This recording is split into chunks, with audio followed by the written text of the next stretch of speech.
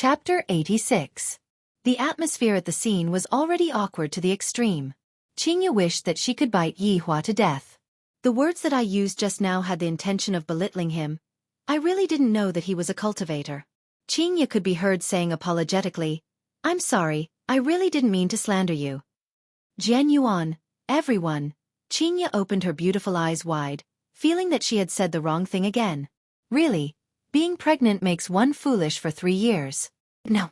I must have been infected by Yi Hua. He is going to take the blame for me. How could Jian Yuan be calculative with an ordinary person? There were rules in the cultivation world. One cannot harm an ordinary person. If not, one would definitely be punished. Young lady, it's fine. Jian Yuan didn't know how he was feeling right now. It might be the same as yesterday night. That kind of sullen, that kind of powerlessness. Yi Hua reminded, she is not a young lady anymore. Qingya rolled her eyes at Yi Hua. Is this fellow really going to anger me to death before he stops? Jian Yuan laughed dryly, then said to everyone, "Everyone, please calm down. I have already reported the matter that happened at noon to the sect. I believe that everyone will be given a satisfactory answer. After all, our South is not that easy to bully." Deacon Jian Yuan is indeed wise. I admire you. Li Chenyi cupped his hands and said with a smile.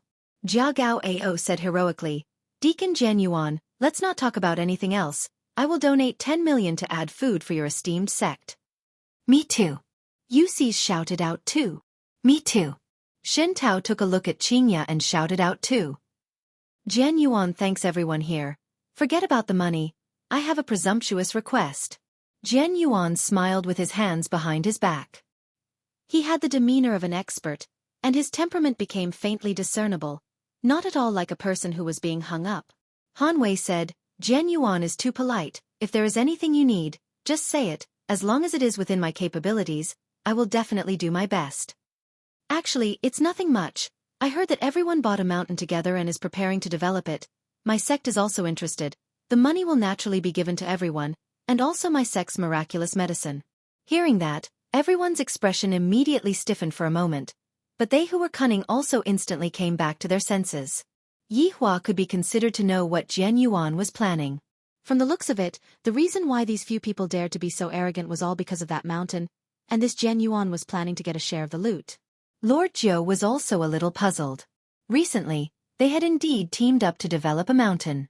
More accurately, it was a few mountain peaks. At that time, he didn't have high hopes for it because it was too remote. Now that Jian Yuan mentioned it, he immediately knew what they were thinking. No wonder they dared to be so arrogant. They had probably obtained some treasures, or they wanted to create a diversion and create chaos first. Only then would they be able to sit back and enjoy the benefits of others. Just that, how did Jian Yuan know about it? Also, what kind of treasure was inside that mountain? Thinking back to why Xiaoyi wanted to invest in Long'an City, could it be that it was also because of this mountain? Instantly, Lord Zhou's curiosity was piqued. Qingya stealthily sized up the two cultivators. In the past, I have only seen cultivators in movies or novels, but now that I am standing in front of real cultivators, why do I feel that they are so unreal? Even my view of the world has changed. Are they able to step on the small swords on their back and fly? That was way too powerful. What are you thinking about? Yi Hua asked. Are they really cultivators? Qingya was still unable to believe the fact before her eyes. Yi Hua said faintly, "Actually, I am also a cultivator." Qingya immediately rolled her eyes. Qingya, your ability to roll your eyes has improved a bit. Yi Hua, your ability to brag is getting better and better. Yi Hua laughed lightly. What if I am a cultivator? You are? Qingya, write my name backwards. There is no need for that. As long as you promise to listen to me obediently, you cannot go west when I say east. Yi Hua revealed out a mysterious smile, causing Qingya to become flustered. Qingya's eyebrows wrinkled slightly. What kind of tricks is this fellow trying to play again? All right. If you are not a cultivator, then you have to listen to me, and in the future, you have to peel crayfish for me. All right. Yi Hua agreed very straightforwardly. This woman actually dares to make such a bet with me. She is truly silly to the point of being adorable. Yi Hua could be seen taking out his phone and turning on the recording. In view of the fact that sometimes, you always run your mouth off, I have to record it. You are the one who runs your mouth off. Qingya couldn't help but raise her voice, causing everyone that was sitting at the table to have a headache. Jian Yun laughed lightly. Madam, can you lower your voice a bit? We are currently discussing some matters. I'm sorry. Qingya hurriedly nodded her head and apologized. Yihua said faintly, You all be quiet, don't create trouble for me. It wasn't easy for Yihua to trick Qingya, so he mustn't let her down. After adjusting the recording, Yihua said, Speak. Towards Yihua's childlike actions, Qingya was helpless and said, If Yihua is really a cultivator, I, Qingya, promise to be obedient in the future. Yihua will be my sky, alright? Yihua was very satisfied and kept his phone. You are a cultivator as well? Jian Yun asked curiously. I am unable to see through this man's cultivation. Yihua nodded his head. Loose cultivator? Yihua said, Self-cultivation. That's right. Yihua is self-cultivating. Could it be that an undead wants to enter the human world to learn? You are thinking too much. Even the other races look down on the undead. They are just like street rats. Your distinguished self said that you are a cultivator. How about you give me a few moves? The young man that was with Jian Yun said. He had long disliked Yihua. Forget that Yihua is handsome. Even his wife is so beautiful. Yihua suddenly said coldly, Since you all were rude to my wife, I shall properly teach you all a lesson. Yihua, stop messing around. Qingya shook Yihua's arm. It is one thing for you to act cool in front of your wife after all, we are all family, but now, you even went to act cool in front of others. Yihua patted onto the back of Qingya's hand. Qingya, remember what you said just now. Suddenly, Yihua stretched out his index finger, and a purple flame appeared out of nowhere. That bewitching color made people unable to take their eyes off of the purple flame. When that purple flame shone onto Yihua's face, it made people exclaim in admiration. Yihua flicked out his finger, and the purple flame landed on the ground. The flame did not extinguish, nor did it melt the ground, as if it was just an illusion. Qingya, who was at the side, was already stunned. Yihua can't be playing magic right. But this is too strange, right? An even stranger thing could be seen happening. That purple flame actually slowly twisted and formed into a head and 4 limbs, just that, why is there a bottle gourd on the head? That's right, this is the bottle gourd brother that Yihua transformed into, the embodiment of justice, the spokesperson that fights against the strong and helps the weak. The purple bottle gourd brother seemed to have a life of its own as it looked left and right, sizing up everything, just like a super cute little pet. However, the size of the purple bottle gourd brother was even smaller than a rabbit by half. Qingya? Yihua looked towards Qingya, seemingly asking her if she admitted defeat.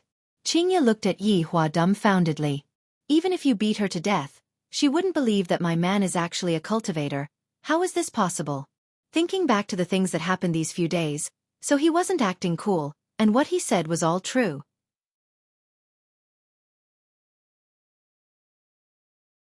Chapter 87. Qingya's brain was unable to function normally, and was currently in a frozen state. Not to mention Qingya, everyone, including Jiu Yi, was stupefied. Even Jian Yuan was stupefied.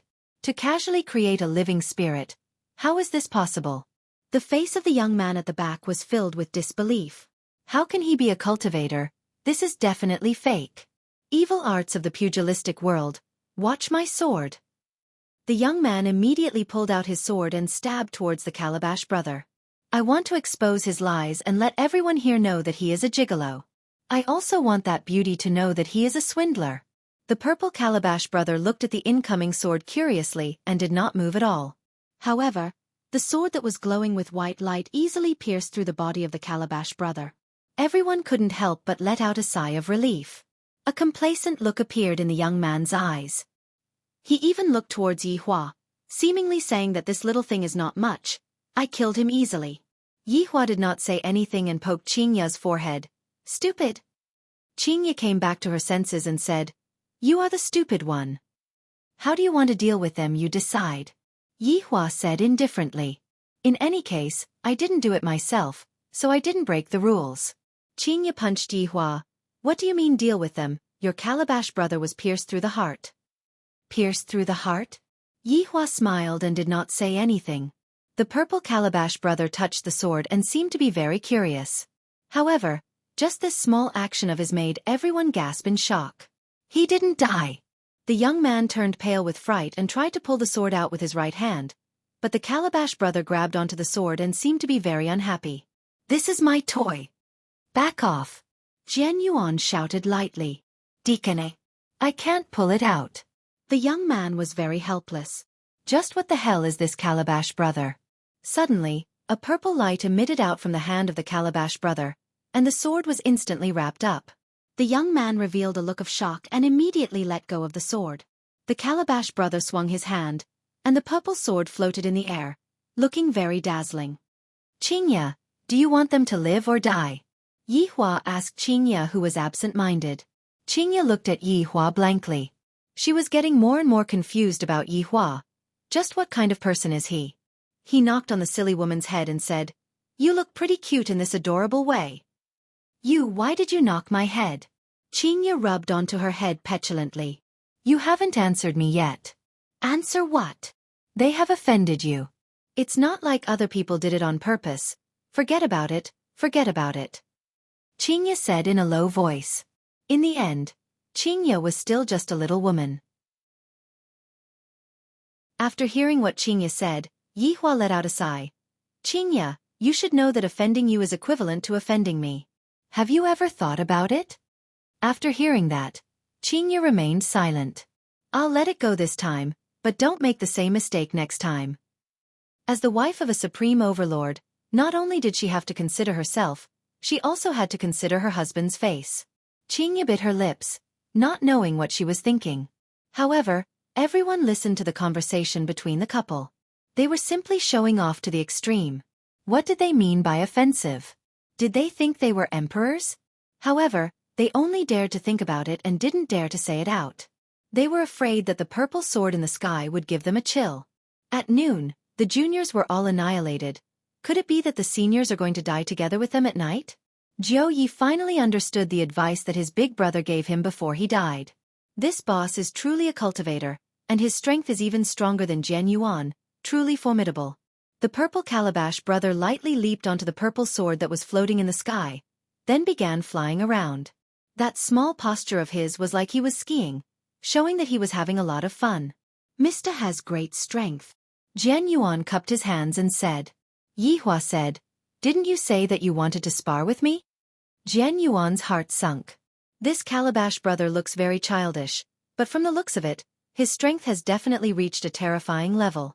Spar with me is completely seeking death. Mr.'s strength is extraordinary. We are not Mr.'s opponent. We have offended you just now. I hope that Mr. will not blame us. Jian Yuan let out a sigh of relief. A good man should know when to yield and when to advance and when to retreat. What's the use of acting cool for a moment? Yihua felt that it was all right to speak like this. According to his temperament in the past, he would definitely ignore his begging for mercy, but thinking from the perspective of a human, he would definitely want to obtain a greater benefit. Since you are sincerely lowering your head and begging for mercy, then I will spare your life, Yihua said indifferently. Jian Yuan looked as if he had eaten a fly. How am I begging for mercy? I am just praising you. All right, that's right. This can only be counted as a disguised form of begging for mercy. But aren't you not giving me any face at all?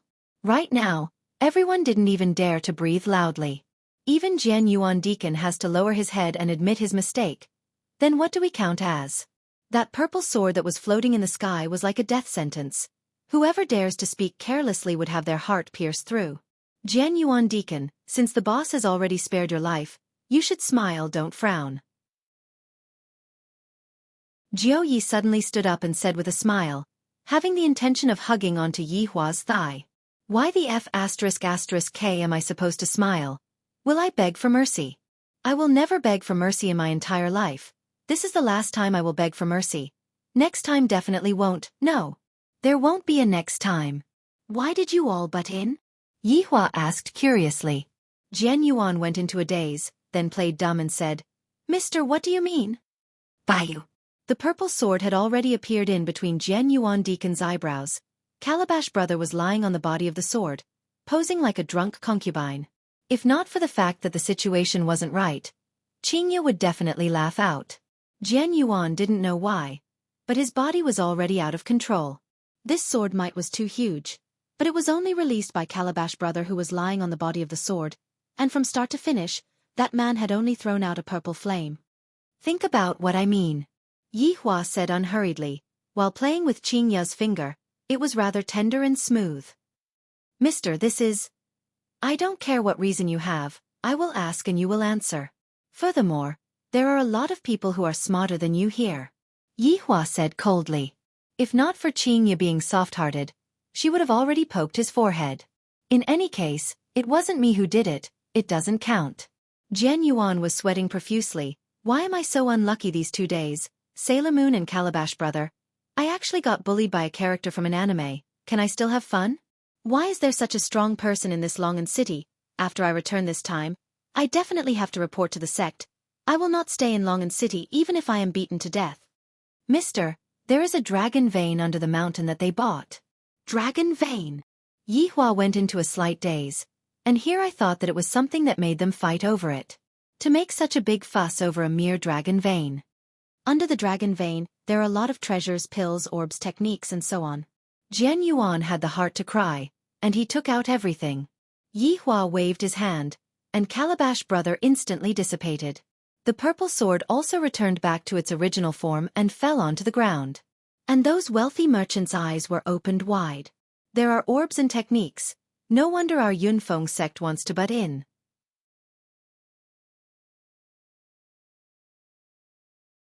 Chapter 88.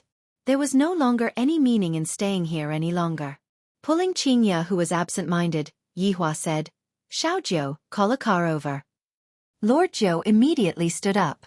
I'll make the arrangements now. Boss, please wait for a while. The driver will be here soon. Yi Hua nodded his head. This Wei Chong and Lai Gu's temperament is very weird. As long as someone is disrespectful to me, I will kill them without saying a word. Leaving this Xiaojiu with me can also be used to deal with some trivial matters. If Jiu Yi were to know of Yi Hua's thoughts, he would definitely be in a dilemma. On one hand, he wants to hug Yi Hua's thigh, and on the other hand, he also wants to hug Yi Hua's thigh to save face. Very quickly, Jiu Ye's Rolls-Royce Phantom arrived, and the driver respectfully opened the door of the car. Yi Hua pulled Qing Ya, who was absent-minded, and walked out of the side hall. The things that they are talking about are too childish. I am not interested in knowing about it, and I don't want to know about it either. Right now, I am only curious about the thoughts of Qing Ya, this fool. After knowing my strength, you are already stupefied. Let's see if you are still going to be naughty in the future. Qing Ya was indeed stupefied. Never in a million years would I have thought that the man that I randomly found would be a cultivator. I really don't know if this is good luck or bad luck. Could it be that all cultivators have such a bad temper? Asking his woman to peel crayfish and buy pancakes at every turn? On the way back, the two of them didn't converse with each other at all. Yi Hua was a little impatient. Could it be that this stupid woman was scared silly? Stop at the side, Yi Hua said coldly. The driver didn't dare to say anything else. He had to pull over even if he had to pay a fine. After pulling Qing Ya, who was still in a daze, Qing Ya walked to the riverside and gazed into the distance. There were quite a number of couples strolling along the riverside, and there were also many elderly people dancing in the square. The main reason was that the riverside was cool. From time to time, a cool breeze would blow, making one feel relaxed and happy. Yi Hua took out a stick of cigarette and lit it up, then leaned against the guardrail. Meanwhile, Qing Ya was standing at the side, and the breeze was blowing her beautiful hair, not knowing what she was thinking about. After finishing smoking a cigarette, Yi Hua was a bit irritated. Could it be that I have really become stupid? Speak, Yi Hua said gravely. Qing Ya took a deep breath, then asked, Yi Hua, do you know grafting? What do you mean? Yi Hua slightly wrinkled his brows. If I learn it, I can absorb your inner force. Yi Hua, what's the point of learning that kind of inferior cultivation technique? Yi Hua said in disdain. This woman's hair is too long, but her experience is too short. Do you know 3 flower at one's prominence? Yi Hua's frown deepened. No, then do you know the 9 Sutra? Yi Hua had the thought of smacking Qing Ya's butt. Ah, not yet. Where's the Dark North Divine Art? You can't even do that. Buddha's Palm headquarters, right? Sigh, Yi Hua. Could it be that you have cultivated the Sunflower Manual? Yihua couldn't bear it anymore and hugged Qingya into his embrace. Don't you know whether or not I have practiced the sunflower treasured book? Qingya let out a breath.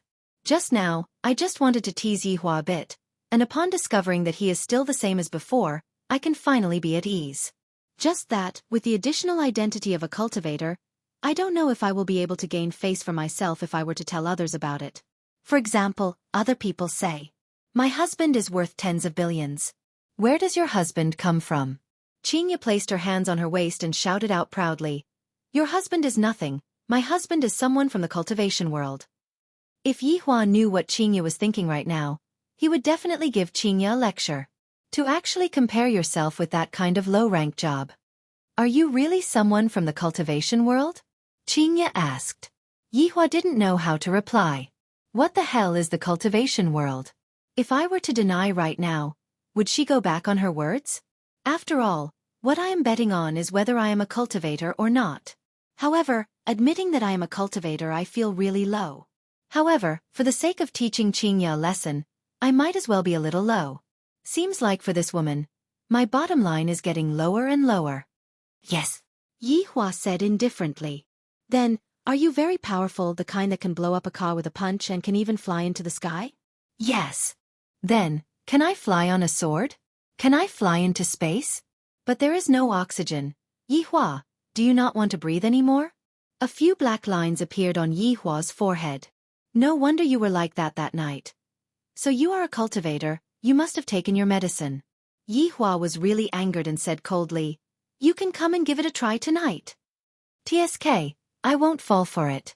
Don't think that just because you are a cultivator, I have to hug onto your thigh and listen to your words. Qingya pushed Yihua away, stood in front of Yihua, raised her chin and said confidently. Yihua said gravely, "Did you forget about your vow?" "What vow? I don't know what you are talking about." "I knew that you would be like this." Yihua took out his phone and played Qingya's recording. "If Yihua is really a cultivator, I, Qingya, promise that I will be obedient in the future. Yihua will be my sky, alright?" After listening to her vow, Qingya immediately understood. I was tricked by Yihua again. I won't accept this. You lied to me. Qingya raised up her small fist again, but unfortunately, her wrist was grabbed onto by Yihua. Yihua knew that Qingya would go back on her words and said coldly, "Do you think that your small fist will be able to harm me?" Qingya's expression immediately sunk as she said, "I know that you are a cultivator now, and you are very powerful. I am just an ordinary woman, and I am completely not your opponent. If you want to hit me, then go ahead and hit me. In any case, there is no one in this world who would feel sorry for me." After hearing what Qingya said, Yihua went into a daze. Why do I feel that I am the one in the wrong? If I wanted to hit you, I would have long slapped you into the sky. Look, your expression is that of anger. Go ahead and hit me. In any case, I don't have the strength to fight back. Qingya said faintly. Her resentment soared to the sky, and the people who were passing by were able to sense that heavy resentment. Even if they were separated by a screen, they would still be able to smell it. Yihua resisted the urge to smack Qingya's butt. "Do you really think that I don't dare to hit you? You are a cultivator, you are the biggest, whatever you say goes."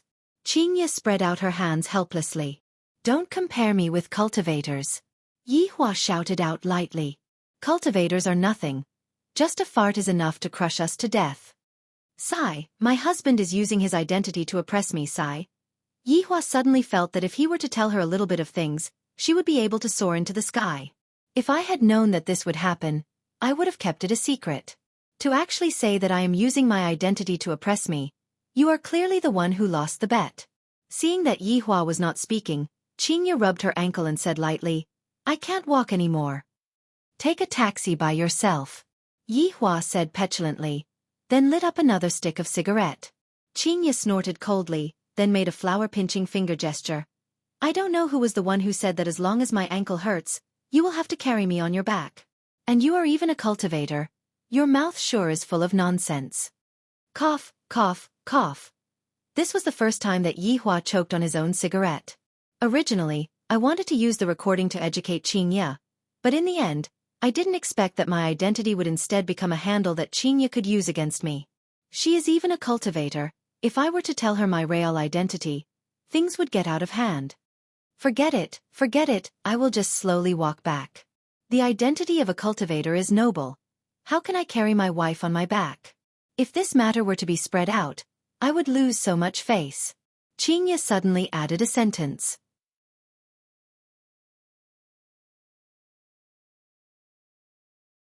Chapter 89.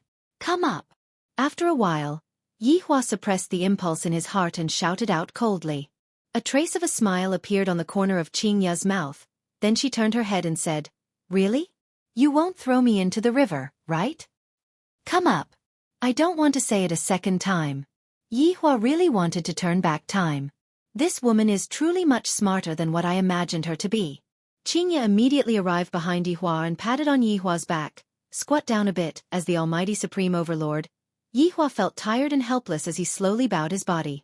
This is the first woman that dares to be so arrogant towards me. Qingya suddenly jumped up and wrapped her spotlessly white arms around Yihua's neck. Meanwhile, Yihua began to walk forward, and the scene was rather comical. Because Yihua didn't hold onto Qingya's legs, right now, it was as if Yihua was carrying a corpse. Qingya, who was on Yihua's back, immediately shouted out, Yihua, if you don't want to carry me, just say it. What are you trying to do this time? This cannot be blamed on Yihua, after all, he had never turned his back on anyone before. Don't you know how to hold my legs? Do you want to drag me home? Yihua took a deep breath.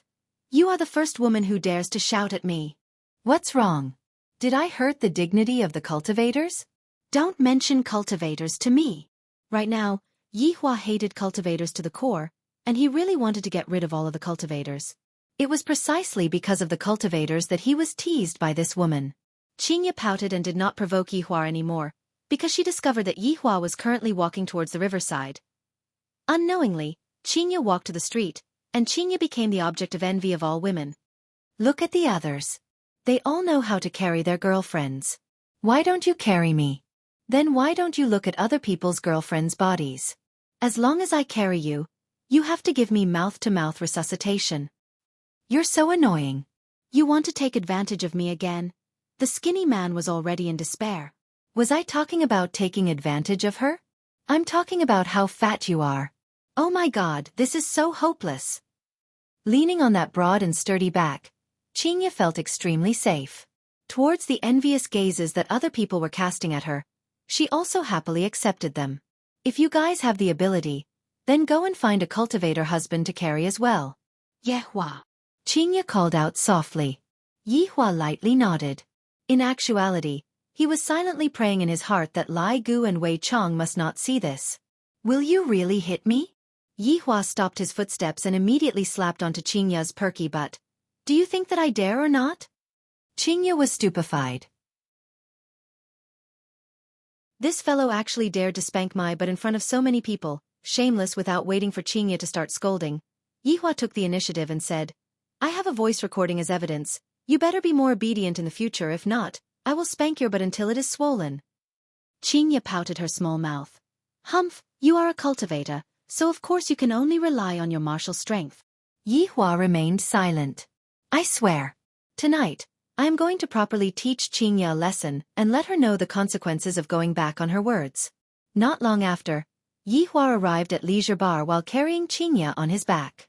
Under everyone's astonished gazes, Yihua walked upstairs. Wei Chong swore that he would definitely tell this scene to Lai Gu. Bang! The bedroom door was heavily closed by Yihua. Qing Yutong naturally heard what happened and immediately ran over to the corner of the bedroom to eavesdrop. Brother-in-law and big sister sure are passionate every single day. Sure enough, in just a few seconds, big sister's panting sound could be heard from the bedroom. Qing Yutong's entire body was in a bad state. Brother-in-law is simply too ferocious. Big sister's panting is not panting anymore. She is almost shouting for help. The two of them are simply too hardcore, so perverted on the spacious bed. Yihua was currently teaching Qingya a lesson. Don't think too much. I am just placing Qingya on my thighs and spanking that sexy little butt of hers. The amount of force that I control is just right. Just that. Isn't Qingya's scream too exaggerated? Ah! Yihua, I have seen through you. You only know how to hit your wife. Ah! Let me tell you, Yihua, if I am stronger than you, I will use the same posture to spank you. Ah! You bastard. Are you addicted to spank me? Ah, I am a pregnant woman. You can't spank me like this. Suddenly, Yihua recalled that Qingya was still pregnant with his blood, and immediately stopped. Come on. Why did you stop? Cultivator. Qingya shouted out coldly. Yihua let out a sigh, then helped Qingya up and said seriously, Qingya, can you not make me worry a bit less? Qingya looked at Yihua in disbelief, then directly pushed Yihua onto the bed and said, Who are you saying is not making you worry? How am I not making you worry? You explain clearly to me.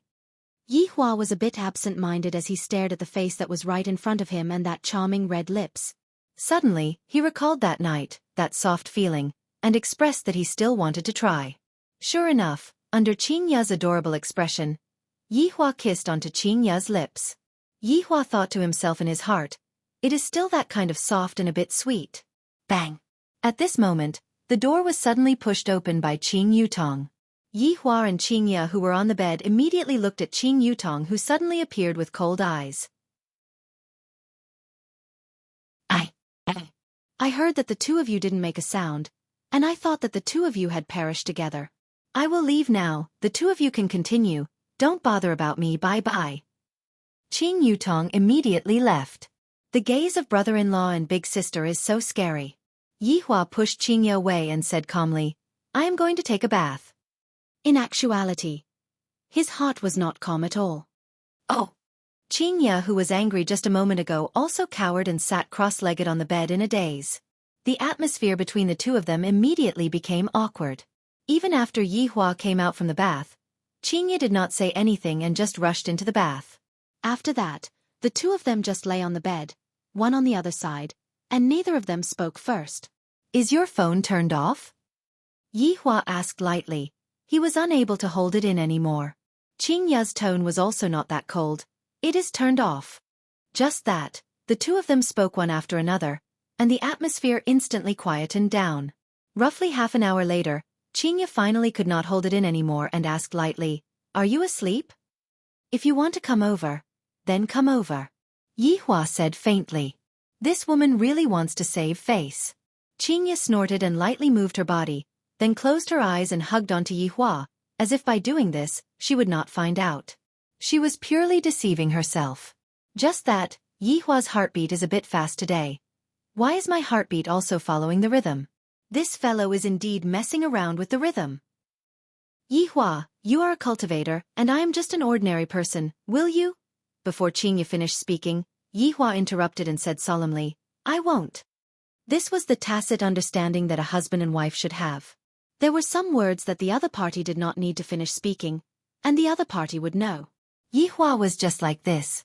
Qingya's character was more or less clear. To put it simply, she was a hedgehog that did not have any sense of security. Before tonight, Qingya felt that the gap between her and Yihua was not that big.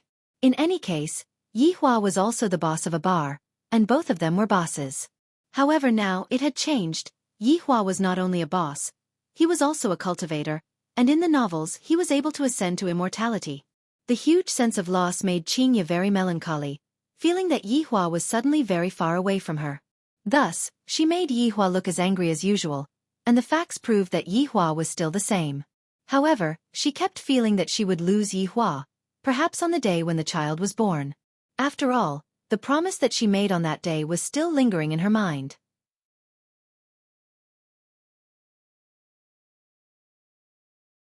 Chapter 90. Carrying along this uneasy feeling, Qingya gradually fell asleep. Hugging onto Yihua while sleeping is very comfortable. If I suddenly lose him one day, I will probably suffer from insomnia. Right now, Yihua was also thinking blindly. But he wasn't as emotional as Qingya. Instead, he was thinking about how to get back my face. Could it be that I have to show off my manliness in front of her? I wonder if killing millions of people would be enough. If that's the case, she would willingly submit to me. This doesn't seem right. Just what is wrong? This is so vexing. Just like that, the two gradually fell asleep with their own feelings, until the sound of knocking on the door rang out in the morning, waking Yihua and Qingya up. Brother-in-law, big sister. Qing Yutong stood outside the door and shouted. From her tone, one could tell that she was asking for someone. Yihua patted onto Qingya's shoulder. Go and open the door. Qingya grabbed onto her hair. What are you doing so early in the morning? What's the matter? Qingya opened the door and asked angrily. Qing Yutong could be seen to have already changed her clothes, wearing a big round hat and sunglasses. She should be considered to be fully armed. Big sister, didn't you tell me to go to Gao Hai City today? It's so dangerous for me to go to the airport alone. Aren't you and brother-in-law going to send me off? Qing Yutong blinked her beautiful eyes, pulled onto Qingya's arm and said coquettishly. Qingya wrinkled her brows. You are already an adult. Do you still need to send me off? Can't you just drive directly to the airport? Big sister, you don't even care about your little sister. My heart hurts. Yihua was no longer sleepy. He got off the bed and said, let's just go and send her off and eat breakfast on the way. The corner of Qing Yutong's mouth twitched. I feel like it's all thanks to breakfast. Since the man has already spoken, what else can Qingya say? She went to wash up. 15 minutes later. The two were ready. Qingya on the other hand was very happy right now, because there was no need for her to put on makeup. Her face was simply too stunning. Thinking back to the meat on that day, Qingya was very curious. Could it really be dragon meat? Yutong drive. Qingya threw the car key to her little sister. Qing Yutong knew that it would be like this. The two of them were masters, especially brother-in-law. That expression of his was just like an emperor coming out of the palace. Sitting on the Audi A8, Qing Yutong successfully obtained the identity of the driver, while Qing Yutong and Qingya sat at the back. Qing Yutong, who was driving the car, silently thought to herself. Last night, they were clearly quarreling so much, and in the end, when I knocked open the door to take a look, I saw that they were actually lying on the bed and kissing. Yutong, for the next few days, properly cooperate with us, all right? Don't cause any trouble again. Qingya reminded. Qingya understood her younger sister's personality very well. Yutong was puzzled. Qing said, Yutong, I said. It doesn't matter if it's 1 or 2 days. You have to get it done. All right, in any case, you all just want to chase me away. When is my little nephew coming out? By then, we would have already run away from home. Yutong. Qing. Qingya was filled with melancholy. It was as if she had already seen her child running away from home along with her younger sister. Yaya said, I, Qing. I by day. I. Quiet down, what's there to quarrel about? Yihua said gravely. Quarreling every day. This is giving me a headache. The two goddess-like women pouted and quietened down. Half an hour later, Qing Yutong finally arrived at the airport. Aren't you two coming down to send me off? Yihua and Qingya directly ignored her, and Qingya even went up to the car and stepped on the accelerator, leaving behind Qing Yutong, who had an adorable look on her face. Ah, these two are simply angering me to death. They don't have a bit of sympathy. Humph. Let me tell you, I am going to run away from home for half a month. Seems to be a bit long. 1 week then. Let's see if you two are anxious or not. Qing Yutong, who was throwing a small tantrum, walked into the airport and immediately attracted attention. Although she was fully armed, her temperament could not be changed. Don't look at how Qing Yutong was carefree in front of Yihua and Qingya. When she met outsiders, she would change. After all, Yihua and Qingya were her relatives. In the car, Yihua said faintly, let's go out for a walk today. Cultivator. Do you want to go on a date with me? Qingya teased. The corner of her mouth unconsciously raised up. Can you remove the word cultivator from your mouth? Can't you speak properly? Yihua felt that telling her that he was a mistake. If he were to directly tell her that he was a supreme overlord, things would get out of hand. Qingya laughed tenderly. All right, I will remove it from your mouth, all right? After remaining silent for a while, Yihua asked, what do you think of my personality? Qingya was very puzzled. This fellow is not normal today. Do you still have a personality? Those who don't know would think that you are an emperor. Your face is cold every day, and you even have problems with the most basic communication. Yihua, are you sick? Autism, you are also a cultivator, you have to hide your identity. Qingya. Yihua shouted out gravely. This woman can't even leave the word cultivator out of her mouth right now. To even say that I am sick, her guts are really getting bigger and bigger. Look, after saying a few sentences of yours, you are jumping up again. As a human, you have to learn to be calm. Don't think that just because you are a cultivator that you are superior to others, you have to learn to integrate with others. Cultivator again. Cultivator again. Yihua really regretted admitting that he was a cultivator right now. After taking in a few deep breaths, Yihua calmly asked, "Is there any way to solve it?"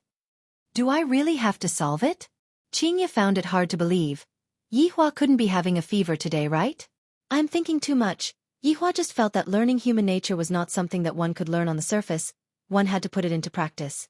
However, talking to these low-grade creatures, I feel very uncomfortable. I wonder how Wei Chong did it. Yihua lightly grunted, feeling that he had lost a lot of face. "I will bring you to a place, I guarantee that you will be able to get rid of those bad habits of yours." Qingye felt that today was really wonderful. Yihua is finally obedient. Bad habits. Yihua said gravely. This is the dignity of a supreme overlord, but when it comes to her mouth, it became a bad habit. Could it be that it is a good habit? Qingye snorted. Half an hour later, Qingye brought Yihua to a place that was overcrowded with people, the pedestrian street of Long and City. "Last time, I even came here to eat skewers." "Why did you bring me here?" Yihua asked faintly. "Don't think too much, come with me." Qingye held onto Yihua's big hand and walked into Audie's specialty store. Inside the specialty store, there were almost all female salespeople, and when they saw such a handsome guy, they all rushed over.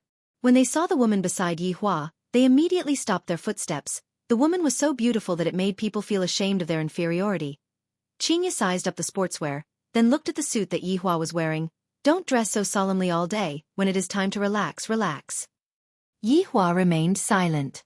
"What are you in a daze for? Go and buy it." Qingye pushed Yihua, letting Yihua take the initiative to ask.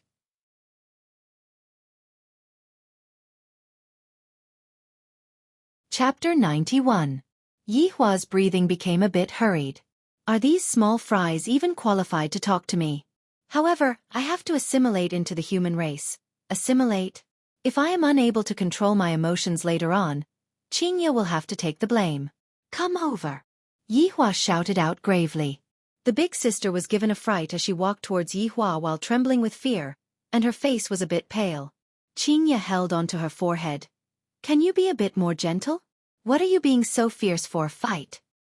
"Shut up," Yihua said petulantly. Qingye snorted coldly, then walked to the side and ignored Yihua. Yihua rubbed his temples. "Sooner or later, I will explode from anger because of Qingye. Qingye, come over." Qingye, who was pretending to choose clothes, snorted, but she still walked over. "I'm sorry, my husband is sick. He has a language barrier. Just a moment ago, you even roared at me. See if I don't teach you a lesson. Don't think that you can bully me just because you are a cultivator." "Oh, so it's like that." The big sister was relieved. She was scared to death. Right now, Yihua's mood was just like Jian Yun's mood yesterday, constipated. "Beauty, does this set of clothes come with a couple's outfit?" Qingye asked curiously. The waiter smiled and said, "Miss, of course." Qingye poked the angry Yihua. "What are you doing?" "Bargaining." Qingye shook her head. "This husband of mine is just like a child. He doesn't know anything." Yihua's brows wrinkled deeply. Have I ever seen a supreme overlord haggling over the price when buying something? This wasn't bargaining. This was lowering the price. If word of this got out, where would his face go? "We need to interact more with each other," Qingye said in a low voice. Yihua took a deep breath, then asked, "How much?" The lady was still very shy. She looked at the price and said, 489 yuan. Hearing that humans like to bargain with the lowest price, Yihua had an answer in his heart and said gravely, "Too expensive, 1 RMB. The big sister was instantly stupefied, and even Qingye was stupefied. This fellow isn't messing with me, right? However, looking at that incomparably serious face of his, he doesn't seem to be joking with me. "Sir, although you are handsome, you can't bargain like this." The young lady wanted to cry. Even a handsome guy couldn't bully people like this. Qingye was hating iron for not becoming steel. How can it be returned like this? "Let me do it, you learn more from me." Qingye let out a sigh. To think that I, the madam, would still have to do it. Seems like Yihua has cultivated himself to the point that he became stupid. Qingye picked up her clothes and touched it, then frowned and said faintly, "For 89 is too expensive. How about this, 488? What an auspicious number." This time, it was Yi Hua's turn to be a little stupefied. This is called bargaining? It seemed that this woman was even more ignorant than he was. She was still pretending to know. Even the waiter was laughing. The young lady felt that they were very strange. One was silly while the other was cute. They were a perfect match. Of course. Qingye raised her chin proudly and said towards Yi Hua, "Did you see that? This is called bargaining. It is truly a miracle that your company didn't go bankrupt." Yi Hua shook his head helplessly. "What do you know? You can't mix the two together, okay? Hurry up and bargain like me." "I can't do it." As expected, Yi Hua refused. "How can you be like this? Didn't you say you wanted to have a good conversation?" Yi Hua said faintly, "I have already had enough exchanges with you." Qingye went into a daze, then pulled onto Yi Hua's sleeves. "Where did you learn those sweet words from? They are quite alluring." Yi Hua took a look. "Communicating with you is already troublesome enough. I don't want to add more troubles." Qingye knew that it would be like this. This fellow just doesn't know how to say some sweet words. "Quickly go and change your clothes. It is so dark all day. Can't you be a bit more sunny?" Qingye shoved the clothes into Yi Hua's hands. "If I didn't appear, you can just be a single dog for your entire life. Who would be able to endure your temper?" Yi Hua did not refuse and walked into the changing room with the clothes. Qingye also chose a set of clothes and walked into the changing room to change. When the two walked out of the changing room, no matter if it was the staff of the store or the people who came to buy clothes, all of them were shocked. Yi Hua, who had changed into the sportswear, indeed looked a lot more sunny, less calm and more gentleness. Qingye was the same too. It was as if she had become the big sister next door. Simply too childish. This was the portrayal of Yi Hua's inner heart. Tsk, look how handsome he is." The only thing that Qingye felt fortunate about was that her husband was still pleasing to the eye, to the point that she wouldn't get tired of looking at him. It could be said to be a great fortune within misfortune. Yi Hua was very unnatural as he urged, "Quickly go. Go and pay the bill. I didn't bring any money with me." "Why didn't you even bring any money?" Yi Hua was speechless. She definitely did it on purpose. "You are my husband. When we are outside, I definitely need you to count the money. Of course, you are a cultivator. You can completely force me to do things." Yi Hua simply didn't have the slightest bit of temper. The biggest mistake in this lifetime was yesterday night. I originally wanted to use my identity to shock Qingye, but in the end, it had the opposite effect. Seeing that Yi Hua obediently went to count the money, Qingye was still very happy. She went up and held on to the man who was throwing a small tantrum. Men, after all, have to be coaxed. If not, why would they be obedient? Although I am an ordinary person, and my husband is a cultivator, but so what?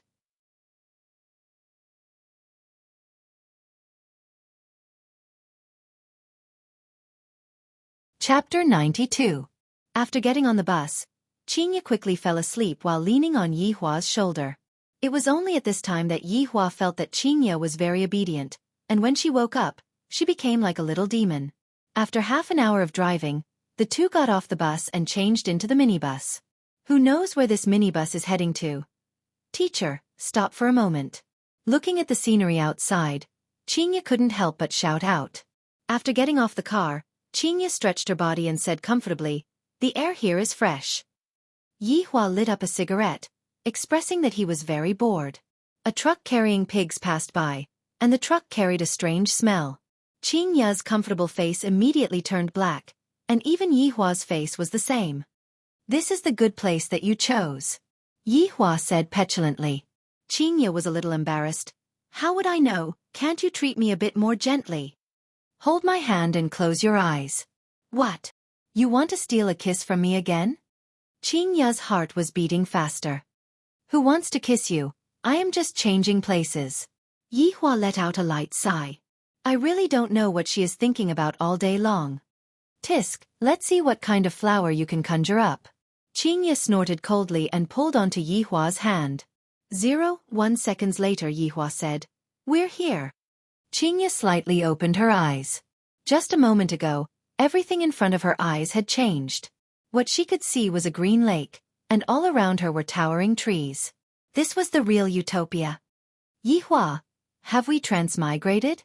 Yihua poked onto Qingya's forehead. Just what is going on in that little head of yours? Qingya stuck out her tongue, then ran to the lakeside and opened up her arms. Yihua followed behind her unhurriedly with a cigarette in his mouth. With a wave of his hand, 2 chairs and a small table immediately appeared. On the table was a dragon blood wine, as well as the meat of star-cleansing sparrow and golden delicate crane. Don't just stand there. Come and sit down. When Qingya turned her head around to take a look, she was first startled by the things that suddenly appeared, and soon after she muttered, having a cultivator as a husband sure is good, he can even bring so many things with him. Another cultivator. Yihua really wants to throw Qingya into the lake to calm down. Lying on the chair, Qingya took a sip of the dragon blood wine and said, we will be able to save a lot of money on transportation fees in the future. Yihua didn't want to talk anymore.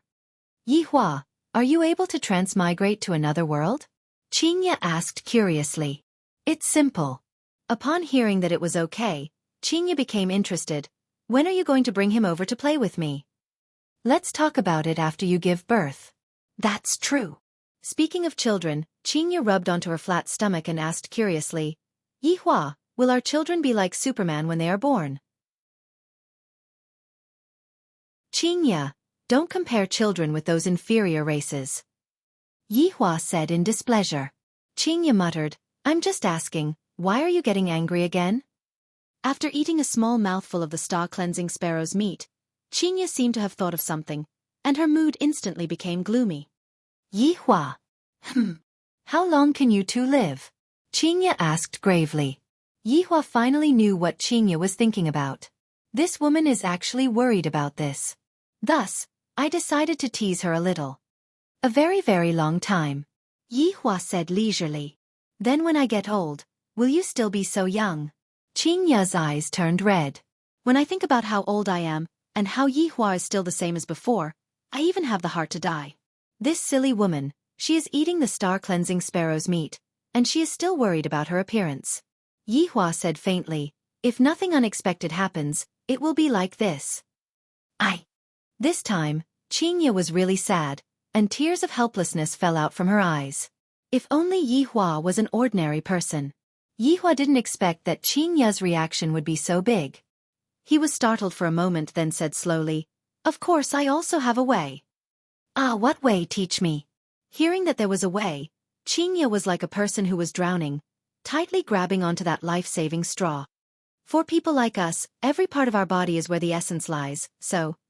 Qingya went into a daze for a moment, then immediately jumped onto Yihua's body and punched onto his chest.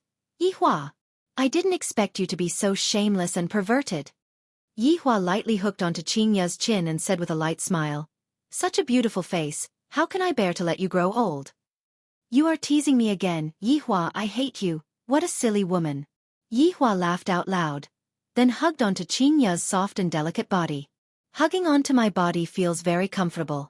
Ripples appeared on the surface of the clear lake, and a light breeze blew onto Qingya's soft and beautiful hair. Yihua caressed onto Qingya's beautiful hair. If only you didn't talk back to me. Qingya closed her eyes and said, if only you didn't act cool all the time. Yihua couldn't help but smack onto Qingya's butt. The one who acts cool all the time is you, right? Qingya opened her beautiful eyes and shouted out, you only know how to smack my butt. Your butt sure is bouncy, it feels good. Yihua. Right now, other than acting cool, you have also become a hooligan. Yihua hugged onto Qingya tightly. What's wrong with me acting like a hooligan towards my own wife? Qingya felt that this couldn't go on, so she said to Yihua, I want to learn martial arts. Why do you suddenly want to? Because I want to defeat you. And then bully you. Qingya turned around and rode onto Yihua's body. Her posture was too explosive. Yihua laughed lightly. Your way of thinking is perfect, but you won't be able to succeed. In this lifetime, I am definitely going to bully you. If you don't teach me, who would know? Perhaps you know that my talent is extremely good, and you are afraid that I will surpass you. Qingya expressed that she was not convinced. Failure isn't scary. What is scary is that you still believe in this sentence. Qingya pouted. How do you know that I will fail? From the moment you said that you want to surpass me, You were destined to fail. Humph, you are just stingy, stingy, stingy, Yihua. Yihua sighed, then held onto Qingya's small hand, pointed towards the infinity ring and said, "With this ring, you are already invincible." And Qingya was confused. Other than looking good, this ring doesn't seem to have any other use. In the future you will know, my woman. Why must you cultivate so bitterly? It is just like playing a game. We are all pay-to-win players, and we will forever be ahead of normal players. From level 1 to level 100, it is just a ding. Qingya touched onto Yihua's forehead. Your illness is acting up again. Yihua raised his hand and was about to smack onto Qingya's forehead, scaring Qingya to the point that she jumped up and immediately ran away. See if I don't smack you today. Humph, you have to catch me first. Qingya still had the innocence of a child and made a funny face. If Qing Yutong were to see this, she would definitely rub her eyes. Is big sister infected by me? You run slower. Don't slip and fall. Yihua warned gravely. You are still so crazy even though you are pregnant.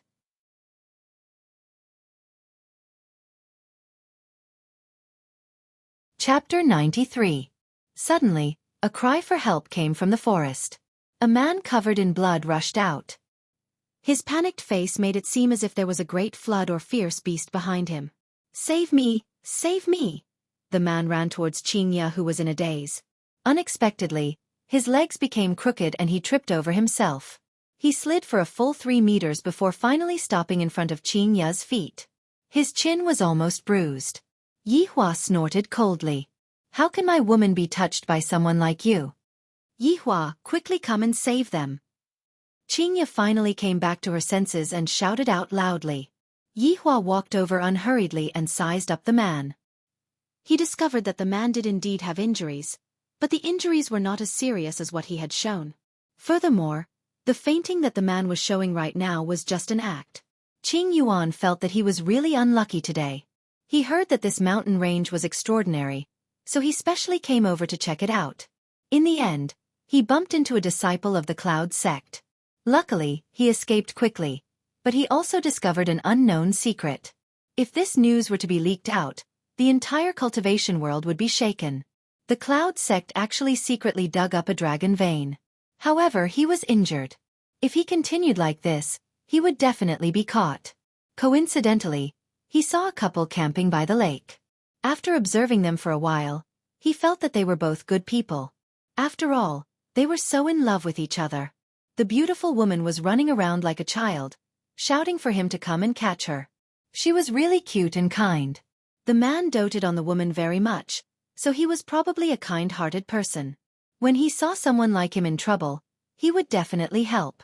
Look at this beauty is anxiously shouting to save me. I am so happy, hurry up and drive me away. What happened? Yihua walked over and asked lightly. I don't know, he just ran out from the forest. Quickly save him. Qingya pulled onto Yihua's hand and shouted out anxiously. Yihua appeared very serious and said, Qingya, don't worry, it's nothing big. Qing Yuan, who was lying on the ground, cursed under his breath. What kind of look was that? He was covered in blood, yet he said that he was fine. Only a fool would believe him.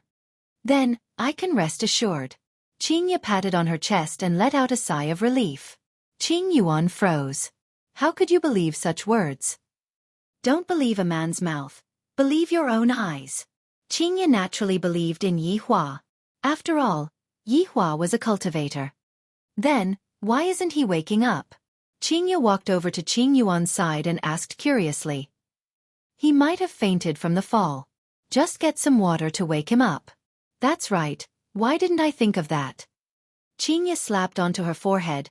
I am truly becoming more and more stupid. Qing Yuan felt that he should wake up.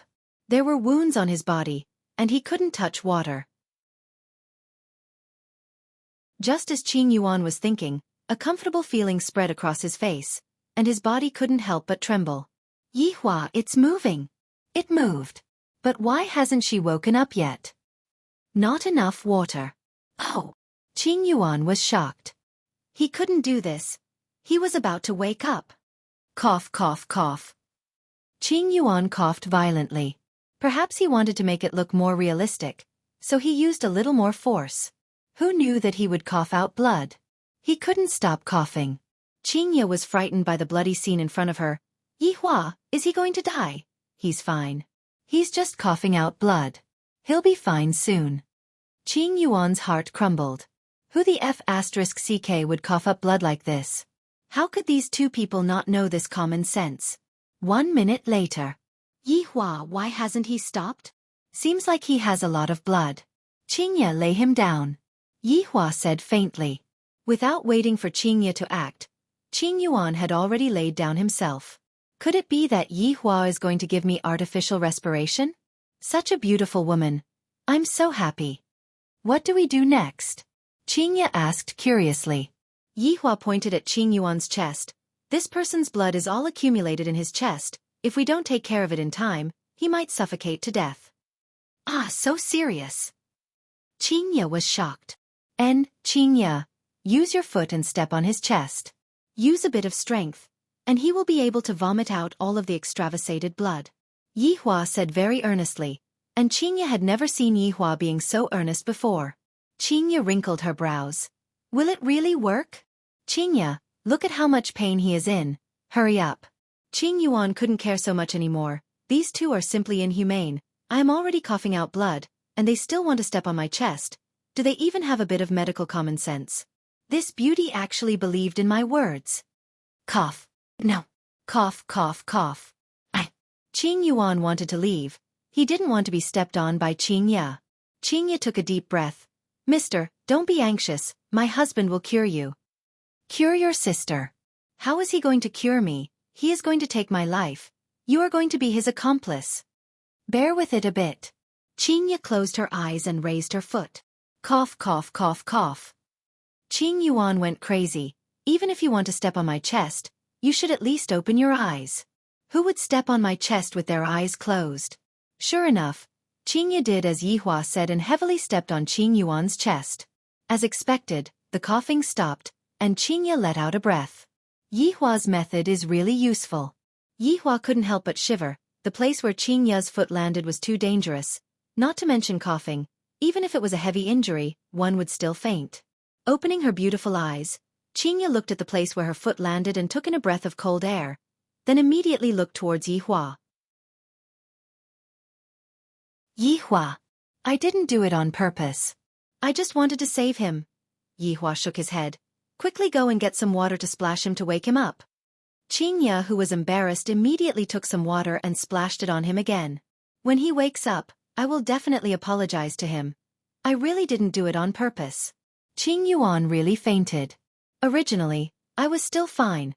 I just wanted them to save me and drive away from here. In the end, I am really not far away from death. After Qingye's unremitting efforts, Qing Yuan suddenly woke up and took a deep breath. Coincidentally, Qingye splashed water on him. I'm finished, I choked. Cough, cough, cough. Cough, cough, cough. I'm sorry. I didn't do it on purpose. Qingye was about to cry from anxiousness. Why did I vomit blood again? Qing Yuan opened his eyes, as if he was saying, don't torture me anymore. Let me go, we can pretend that we never saw each other. Just that, in Qingye's eyes, this kind of expression completely became a signal for help. Don't worry, this time, I guarantee that I will step on the right place. Yihua slowly turned around. This is too cruel. Cough, cough, cough, woo woo. Qing Yuan was in despair. He wanted to struggle to get up and leave, but he was held down by Qingye. You can't leave now, you will die. F***k, if I don't leave now, I will die later on, you murderer. Qingye immediately raised her leg, and this time, she did not close her eyes. Aiming at the position, she kicked down. A stream of blood sprayed out from Qing Yuan's mouth, and his entire body went limp, and his expression was no longer that painful. Qingye, you saved his life. Yihua said with his hands behind his back. Qingye let out a breath. What should we do next?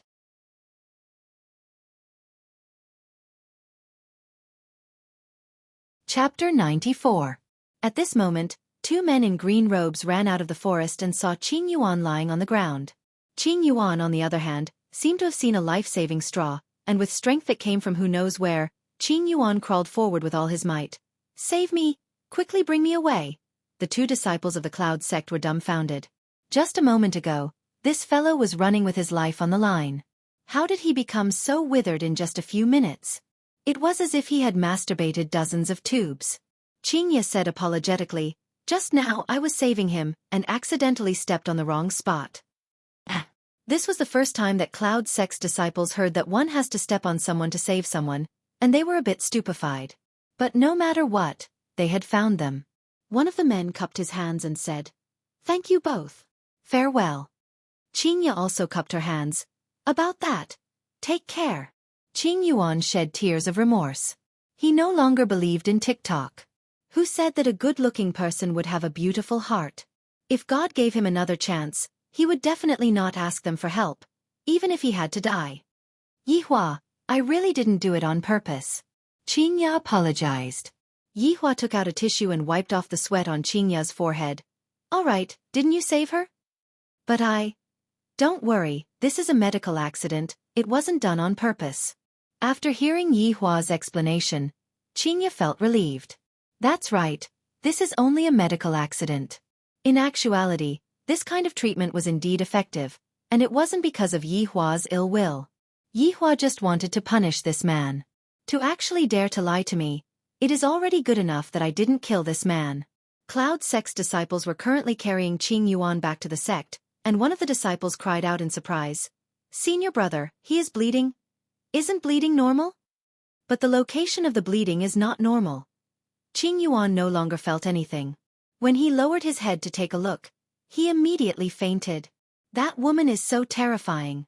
At the lakeside, Qingye seemed to have walked out from the shadows and was eating the star-cleansing sparrow meat that other people yearned for even in their dreams. "Yahua, is this really dragon meat?" "It will be fine if you just eat it. It is good for your skin." Yihua lit up a cigarette and looked at the sky, which was gradually becoming dark. "Yihua, why do you treat me well sometimes?" Qingye asked curiously. Yihua turned his head around and took a look at Qingye, as if he was saying, "You idiot, how did you even think of such a question? If I don't treat you well, who should I treat well? No matter what, I am still the child's mother." Suddenly, Qingye felt that other than being beautiful and rich, she didn't have anything else. Sigh. This is so depressing. Looking at Yihua's high and mighty appearance, Qingye was in a bad mood and decided to just ignore Yihua and rest on the chair. What Yihua was currently thinking about was another matter. Tomorrow is the last day of the 3 days deadline. If Yihua doesn't return the money, then according to the previous rules, Yihua will have to pay back his life. To even dare to owe me money and not return it, Yihua's guts are not ordinary. No. Today was different from the past. Exterminating an entire sect was too vicious. Change it. This matter will be handed over to Wei Chong or Lai Gu to handle tomorrow. I still have to teach Qingye a lesson. Look at her sleeping posture. My God, she is drooling again. Yihua, I want to spank your butt. In the dream, Qingye shouted loudly. Yihua shook his head, then carried Qingye and disappeared from the spot in an instant. When he reappeared, he had already arrived at the bedroom. After placing Qingye onto the bed, Yihua covered her with a blanket. Coming to the office, Yihua said gravely, "Wei Chong, Lai Gu, come over." In an instant, Wei Chong and Lai Gu put down the things that they were doing and appeared in front of Yihua, then respectfully called out, "Your Honor." Looking at Lai Gu, Yihua asked, "Has your body adapted to it?" Lai Gu said happily, "It is all thanks to your honor that subordinate was able to create a body for subordinate. Subordinate was able to experience the joy of being a human. Actually, I still prefer you to transform into a dog." Yihua lit up a cigarette and said. Lai Gu expressed that he was very embarrassed, while the corner of Wei Chang's mouth arced up. "Wei Chang, subordinate is here. What is the meaning between you and that waiter?" Yihua asked. Wei Chang didn't dare to be careless and said gravely, "Your Honor, subordinate is currently experiencing the feelings of humans." Feelings? This caused Yihua to be a little puzzled. "What did you gain?" Yihua asked. Wei Chang bowed his body and said, "After spending these few days together, subordinate discovered that the feelings of humans are very strange." Yihua became interested and asked, "How strange?" "When Xiao Tang is not around, subordinate will feel a bit uneasy, but when subordinate is together with Xiao Tang, subordinate will be able to calm down, that's about it. Wei Chong was also very vexed. He thought that he was poisoned. Yi Hua wrinkled his brows. Why is this symptom a bit similar to mine? Lai Gu, tell me about your feelings. Yi Hua asked. Lai Gu paused for a moment, and after thinking for a while he finally said, they are very awesome. Yi Hua, Wei Chong. Wei Chong, if I were to ask you to go and kill that waiter right now, what would you do? Yi Hua's aura suddenly changed, and sharp killing intent emerged out from his body. A trace of hesitation appeared in Wei Chang's gaze, but very quickly, he changed his mind and knelt down on one knee. Subordinate will solemnly obey your honor's command. Yi Hua waved his hand. All right, don't make it so serious. Wei Chong, it is fine for you to get a girlfriend and experience human nature, but your real identity has to be hidden. If your little girlfriend finds out, you should know how to deal with it. Subordinate understands. Wei Chong lowered his head and replied. Lai Gu, you are the same. Subordinate obeys your command. Yi Hua lit up another cigarette and asked, do you smoke? Wei Chong said, subordinate doesn't smoke. Lai Gu, smoking is bad for the lungs. Wei Chong looked towards Lai Gu confusedly. You still have lungs? Is there any news about the other 5 sins? Yi Hua took a puff of the cigarette and exhaled out the smoke. Lai Gu changed his frivolous expression and said solemnly, not at the moment. Your honor, it has already been 5 years. The other 5 sins have not been found yet. I am afraid that something unexpected has happened. Wei Chang's tone was filled with killing intent. Towards traitors, there was no need to give any face, even if the traitor was a former comrade. Yi Hua let out a breath. Each of you 7 sins have your own unique points. If they were to join hands, the 2 of you would not be their match, but you are still able to fight them one-on-one. Wei Chong and Lai Gu remained silent. The other 5 sins were powerful. Not only were they powerful, their personalities were also twisted. How could Yi Hua and his 2 subordinates not have twisted personalities as well? It was just that after learning for 5 years, their personalities became slightly better. However, who knows what the other 5 sins are doing? Perhaps they are still maintaining their original character. Yi Hua extinguished the cigarette butt, and a trace of red light flashed past his pitch-black pupils. My 7 subordinates are just like my 7 children. If the other 5 sins were to really betray me, should I kill them or not? Furthermore, the strength of the other 5 sins is not to be underestimated. Let's put this problem aside first. We will deal with it in the future. Let's deal with that Xiao family that owes money and doesn't return it first. Yi Hua sat on the boss's chair and said calmly.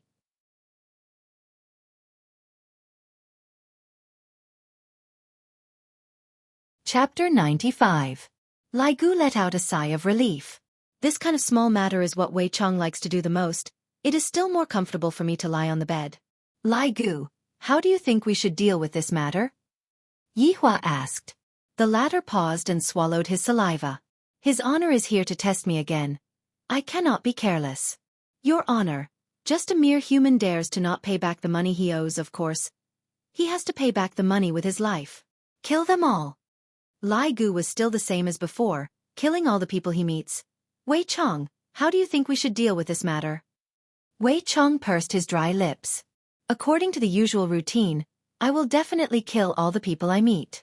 I can give up the money, but I cannot lose my face. However, his honor will definitely not follow the usual routine, just like that long out yen. Your honor, those who owe money and don't pay back are the most evil. I suggest that we kill the person closest to them. Yi Hua was somewhat attracted by Wei Chang's suggestion. This is a bit interesting, tell me about it. Subordinate thinks that what humans fear the most is losing their loved ones. In the past, when we were fighting all over the world, we also saw it, but we didn't understand it.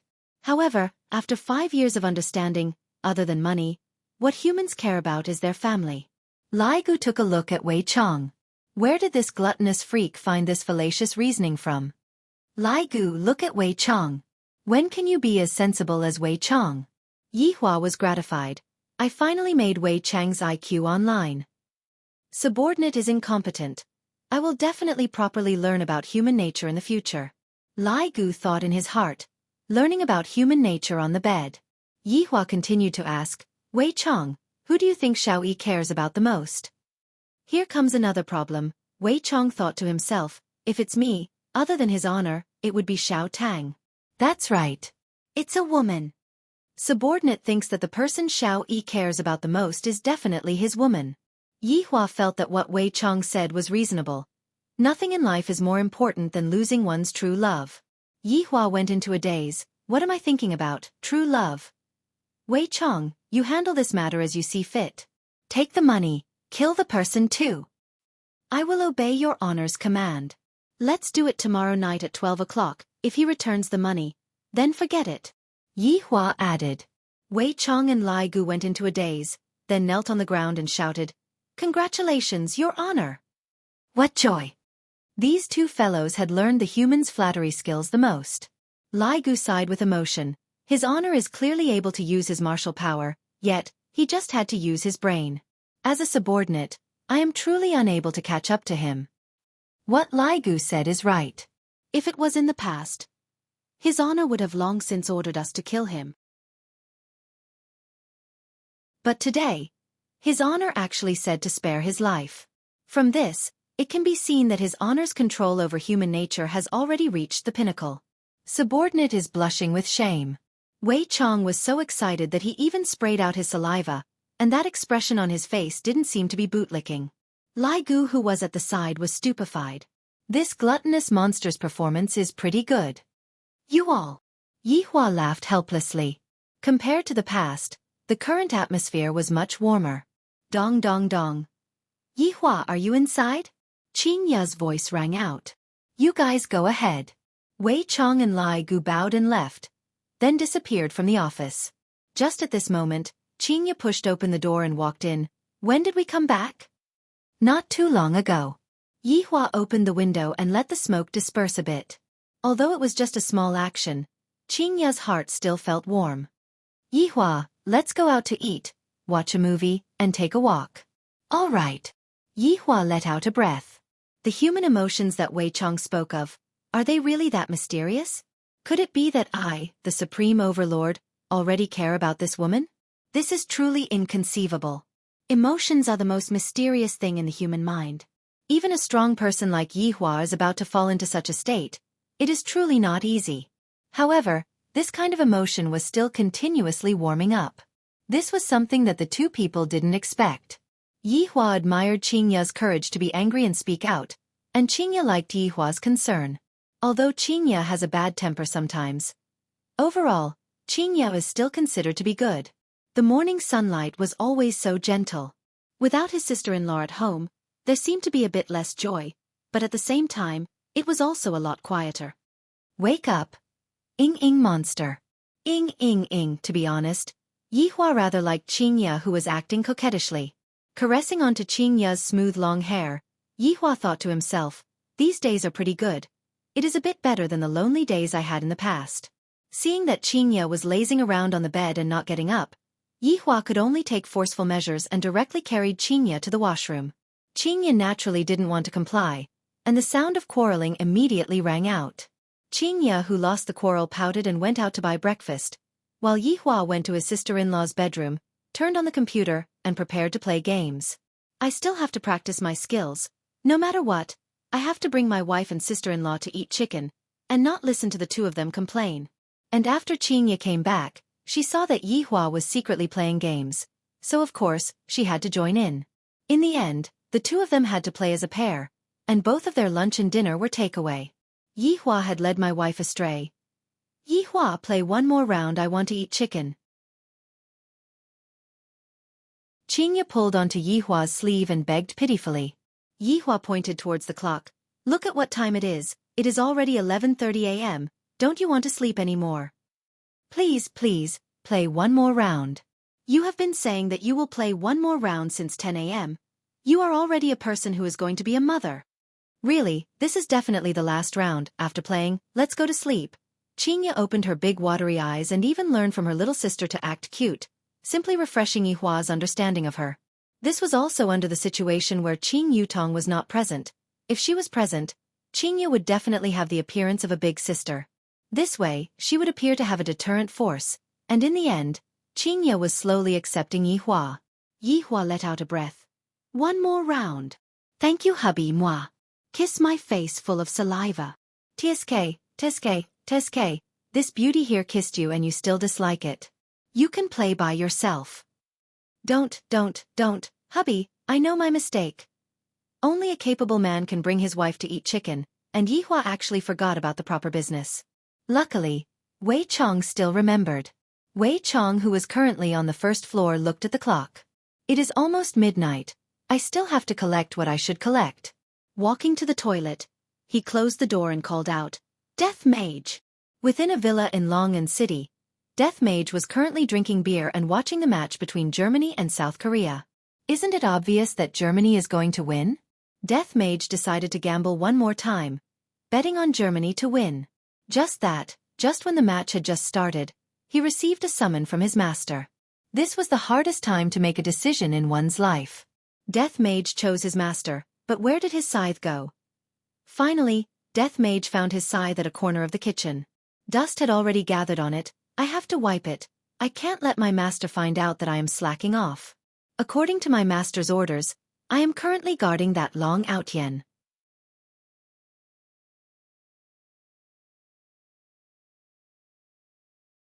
Chapter 96. Master. Death Mage respectfully lied on the ground and shouted out, hoping that his master would quickly give the order, I still have to go back and watch the match. Wei Chong wrinkled his brows. However, he did not ask too much about it. There is a Xiao family in Zijin City, and the family head, Xiao Yi, owes his honor 50 billion. Go and get the money back. Other than that, kill his most important woman. Do as you see fit. A mere trash dares to owe his honor money, and even caused master to be so vexed. How can killing a single person be enough to appease his honor's anger?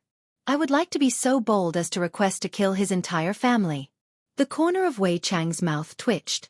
Wasn't this line used by him in the past? It seemed like he really wasn't as bloody as he was in the past. How can you change his honor's orders as you wish? Wei Chang shouted out lightly. What an unruly fellow. This subordinate deserves to die. As soon as it's midnight, you can make your move. Death Mage did not dare to ask too much about it. Why did they have to wait until midnight before taking action? This is truly strange. The opponent's strength is not bad. Wei Chong warned before opening the door. Master, don't worry. Subordinate will definitely get back his honors 50 billion and a life. Go. Yes. When Wei Chong walked out of the toilet, he just happened to see Tang Wei walking over. Uncle Wei, Tang Wei called out sweetly as a blush appeared on her cheeks. Xiao Tang, when we close the door, Uncle Wei will treat you to supper. Wei Chong said with a smile. Yihua thought that Wei Chong would personally take action, but who knew that Wei Chong had a date at night, and thus called his subordinate over. In actuality, his subordinate was still going to watch the football match at night. If it wasn't for Wei Chong saying that the opponent wasn't weak, Death Mage would definitely have sent his subordinate over. The Zijin City's Xiao family was located in the northern suburbs. This was a manor that occupied an extremely large area. To be precise, it was not a manor, but a mansion. Just like the residence of the prince in the past, it was all Chinese-style buildings, with small bridges and flowing water. The environment was elegant, and it was the enjoyment of an emperor. In the east courtyard of the Xiao family, Xiao Yi was lying on a big bed with two beautiful wives beside him. One of them was Nangong Sini and the other was Yuqi. She was the most beautiful girl in the school, but she was taken away by Xiao Yi. But that was 10 years ago. Although it had been 10 years, Xiao Yi's wives were still the same as before, showing no signs of aging.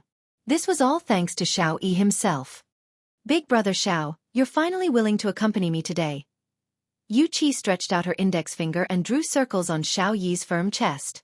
Nangong Sini laughed softly. Brother Xiao, little sister Yu is hungry and thirsty. You have to feed her until she's full tonight. Sister Sini, why do you have to tease me every time? Nangong Sini lifted Yuqi's chin and said, Because I like you. I hate you, Xiao Yi chuckled. He was also watching the match, but his thoughts were restless. He felt that something big was going to happen tonight, and it had been a long time since he had such a feeling. Brother Xiao, what's wrong? Do you feel uncomfortable anywhere? Why don't I ask Sister Shu Nan to take a look at you? Xiao Yi shook his head. There's no need. Besides, I was the one who taught Shu Nan his medical skills. I know my body well. Brother Xiao, why don't you rest early? You still have to take Yun to sign up for the children's soccer team tomorrow. The little guy is very excited today. Sister Cinny coaxed him for a long time before he fell asleep, Yuqi said softly. She then rubbed her belly and smiled happily. Oh, is Yun that excited? Xiaoyi laughed. Although he had many wives, it was very difficult for them to get pregnant. Until now, he had only given birth to one son, Xiao Yun. Of course, Yuqi was also pregnant. It was already 3 months, and it was a girl. She couldn't bear it for 3 months, and tonight, she had to do something. Nangong Cinny said with a smile. Isn't that so? Recently, the little guy has been saying that he wants to enter the national team and play in the World Cup to win glory for our country. Not bad. He already knows how to win glory at such a young age. Xiao Yi was very happy and looked forward to the arrival of his daughter. After a pause, Xiao Yi said, Cinny, I will start my seclusion tomorrow. I have a feeling that something big is going to happen. Okay, don't worry and go into seclusion. I will look after the company, Nangong Cinny said. Sister Cinny, I also want to go to the company to help you, Yuqi said pitifully. You, just stay at home and wait for the delivery. Otherwise, someone will say that I mistreat the pregnant woman again. Nangong Cinny poked her husband's arm. Hubby, let's go to sleep. It is already 11:50 p.m. Yuqi lightly bit onto her lips, expressing that she was feeling very uncomfortable. Xiaoyi laughed. Let's watch for another 10 minutes. If Germany doesn't score a goal, we will go to sleep and feed you properly. Annoying, Nangong Cinny laughed helplessly. Today, you guys are the home team, I am here to cheer for you guys. Cinny, don't even think about running away. Give birth to another one for me. Xiaoyi said straightforwardly. Don't, the other sisters are going to be jealous of me to death. Ha ha. Xiao Yi's arrogant laughter immediately rang out in the room. This is the peak of life, hugging onto one's left and one's right, and it's still joyful and harmonious. At this moment, outside of Xiao Residence's wall, Death Mage was leaning on the wall while hugging onto his sickle of death. His 5 hand bones were holding onto his phone, and the phone was still lying horizontally. The commentator's passionate voice was currently ringing out from the phone. 100 meters away from Death Mage, there were a few scouts that were holding onto night vision goggles and looking at the situation. Quickly look at the wall, there is an idiot. Quickly let me take a look, damn it. Seriously, not only did he not sleep in the middle of the night, he actually came to Xiao Residence to cosplay, and he even dressed up as a Grim Reaper. Awesome. He seems to be watching the World Cup. Did you place a bet on the match between Germany and South Korea tonight? Of course, Germany is the defending champion. I even used the money that I used to buy a house to bet that Germany will win. Me too. If Germany wins, I will become a young model at the club. If Germany loses, I will become a slave. Haha, you know me best, my brother. However, we have already waited for a few days, and we still haven't seen a single ghost. That's right, there are only damned mosquitoes. Death Mage naturally knew that there were a few groups of humans in the surroundings, but he was not interested in caring about them. Right now, what he was concerned about was the match. Germany team, quickly score a goal. There are still 8 minutes before I have to start working. If I were to lose tonight, all of them will be castrated. Mother Fastress Kerr, this family is truly tired of living, to actually dare to even owe his honor money, causing me to not be able to watch the match in the middle of the night. It is a pity that his honor asked me to only kill one person. What kind of great luck did they have? Looking at the time on the phone, Germany team still did not score a goal. Death Mage let out a breath of relief. After I teach them a lesson, I will cheat, I swear. Next time, I will definitely not cheat. After keeping away his phone, Death Mage raised up his scythe and walked towards the front door step by step. Going through the back door? That is impossible, it is impossible in this lifetime. Who is it? Of course, Xiao family had their own security measures. When Xiao family saw a person that was wearing a black robe and holding onto a scythe that was even taller than a person, and that scythe's blade was shining with a silver light under the moonlight, Xiao family's appearance had already explained everything.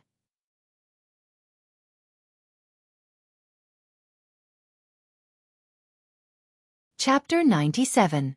It was just that the Xiao clan's security did not expect that there would be someone who dared to come here alone. This aura was not bad. and they did not know where that prop came from. GGG. Death Mage naturally wouldn't be able to speak, and only Wei Chong was able to understand what Death Mage was saying. Imperial translation: they're here to collect their debt.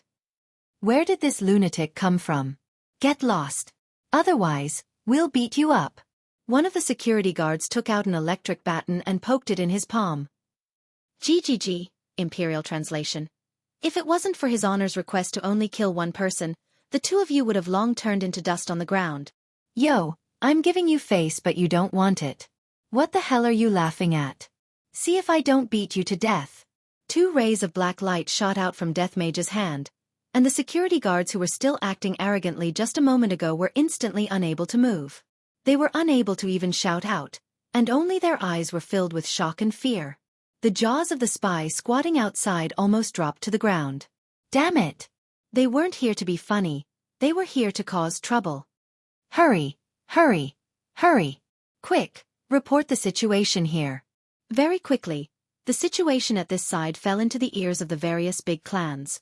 The sky above Zijin City was suddenly covered by a layer of dark clouds, and it was filled with oppression. Death Mage walked past the two of them, and with a push of his arms, the front door of the Xiao family was easily pushed open. When the security guards inside saw that the front door was pushed open by a stranger who was dressed like a Grim Reaper, without saying anything, they immediately took out their guns and opened fire. Bang bang bang. The gunshot was so ear-piercing in the quiet night. Xiao Yi had just turned off the lights, and Yu Qi's underwear was already down to her knees. Suddenly, there was a gunshot. How many years has it been? When did so many gunshots come from the Xiao family? The two wives were also shocked. Nangong Sini immediately turned on the lights. Brother Xiao. Xiao Yi put on his pajamas and frowned. Don't come out, I'll go take a look.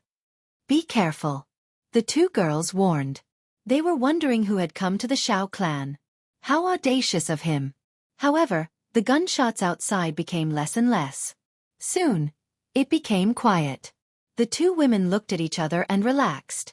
It seemed that Xiao Yi had been taken care of. Let's go out and take a look. Nangong Sini said. Yes. Yu Qi put on her pajamas and followed beside Nangong Sini. When she went out, she saw 4 beautiful women walking over. It seems like they are all Xiao Yi's wives. His luck with women is really not shallow. The 6 wives slowly came to the front yard, and the strange scene made them suck in a breath of cold air. All the security guards seemed to be frozen, motionless, and their eyeballs could move, but all of them revealed a look of fear. In the middle stood a man in a black robe, holding an enormous scythe. Because he was covered by the black robe, his face could not be seen clearly. His husband was standing 10 meters away from him. There was a stone bridge between them, and the sound of flowing water was particularly dull. Xiao Yi's expression was heavy. This person's ability was probably on par with his. Where did such a person come from? Why didn't he know anything about it? Moreover, what was he doing here? What enmity did he have with him? May I ask why you have come to visit so late at night? Xiao Yi shouted in a deep voice. His aura continued to rise. Even if he lost, he didn't want to lose. He. Death Mage let out a strange sound again, and the 6 beauties couldn't help but feel a chill run down their spines. I'm afraid it isn't appropriate for you to tease me like this. Xiao Yi was a man with a temper. Furthermore, he was an immortal emperor in his previous life, and he was revered by thousands of people. Although he hadn't fully recovered his cultivation, he still had his dignity. Death Mage suddenly waved the scythe in his hand. Xiao Yi thought that Death Mage was going to attack him, and a green long sword condensed in his hand. This sword was called the Broken Emperor Sword, and it was personally forged by Xiao Yi. The body of the sword was green, and there were all kinds of runes on it. When activated by his cultivation, it would emit a dazzling light, and it was the Act-Tough King Xiao Yi's most proficient weapon. However, when he saw that Death Mage wasn't going to attack him, but was instead taking out his phone, his expression became even uglier, especially when he was so scared that he took out his weapon. Suddenly, the voice of the commentator of the World Cup rang out from Death Mage's phone. I was watching it too. Could it be that he was watching the match between Germany and South Korea? Why would such a strong person do such a weird thing? That's right, Death Mage was squatting in a corner watching the World Cup, and the face scan unlock was still on that screen. Death Mage took a glance at the screen. Damn it, it's still 0, 0. I better get down to business first. Stretching out the hand bone, Death Mage was drawing on the phone's screen, not knowing what he was doing. Meanwhile, Xiaoyi was able to see that hand bone. This isn't a human. However, the 6 wives who were far away were not able to see anything clearly. When Death Mage took out the phone's screen, the words on the screen were very big, and they were even scrolling across the screen. There weren't many words, but it caused Xiaoyi to be incomparably shocked, and even the 6 wives were dumbfounded. 2 words could be seen scrolling across the phone's screen. Return the money. There were even 3 exclamation marks, indicating that Death Mage was very angry. Xiaoyi tightly held onto the broken Emperor sword in his hand. I am here to trample on the debt. When have I ever owed someone money? What a joke. Not right. That night 3 days ago, that man. Could it be that that man told me to come here to trample on the debt? Calculating the time that Qing Yutong called me, today just happens to be the 3rd day. Just like that, it's already a match. 50 billion. What that prodigal earned was all cash. And where would I find 50 billion in cash? It is possible to gather the money, but if the capital chain is broken, the company will definitely be suppressed by others. This was also why I wanted to deny the 50 billion. If it was 5 billion, it would still be fine. Nangong Sini also thought so, but she didn't expect that the person who denied the money would come to trample on the debt, and this person even made her husband vigilant. Sisters, let's go in. Don't disturb Brother Xiao. Nangong Sini said tenderly. Towards her husband, she trusted him a lot. It could be said that her husband had never been defeated before. The women had also seen such a scene before. Although they were worried, they didn't want to distract their husband. All of them returned to the backyard and waited for their husband's triumphant return. Xiao Yi's gaze was deep, and at the same time, the desire that he had been immersed in for a long time was ignited. Being unrivaled is lonely. It has been a long time since I was this excited. Right now, it is hard to find an opponent. It is either that the opponent has some misgivings, or the opponent doesn't dare to. In any case, there are all sorts of reasons. And this person in front of me, wrong. He is not a human. No matter what he came here for today. This battle must definitely be fought, and it must be won. If not, Xiao family will become a laughingstock in the entire north. This is something that is absolutely not allowed to happen. I reckon that right now, there are already a lot of eyes staring at us. Xiaoyi took a deep breath. Let's fight at another place. Death Mage waved his left hand, indicating that he didn't mind. Such a disdainful action caused Xiaoyi to sneer. You don't even know who is standing in front of you. Do you think that I, the Emperor, will be afraid of you?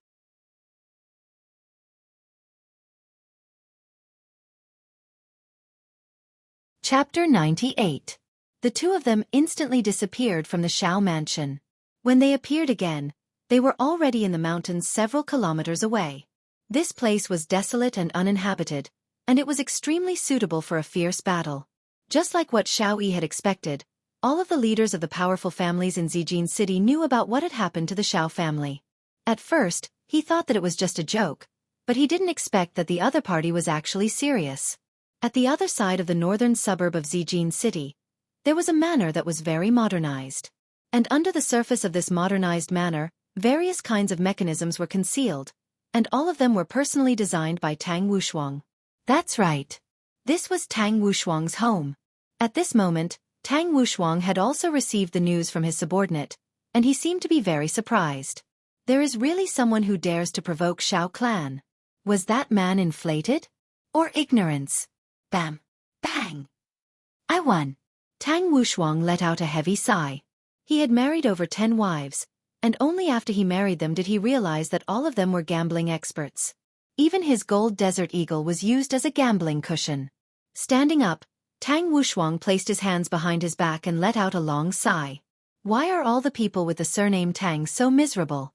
Could it be that I am the reincarnation of Tang Bohu, Wuxia? Quan Anrong walked over with a smile. Tang Wushuang was gratified. Finally, there was someone who was obedient. Anrong, you. Wushuang, I'm out of money. Give me a few million first. Tang Wushuang's entire body froze. Wushuang, I'm just joking. Tang Wushuang couldn't help but rub his wife's nose. Little mischievous, I'm afraid a few million is not enough. How about 10 million? Tang Wushuang requested for a close-up shot of the scene where Tang Wushuang spurted out blood. All right, I won't joke around anymore. Did something happen on Brother Zhao's side? Quan On-rong pinched her husband's face and smiled. What a fool. Tang Wushuang smiled helplessly. And there's news.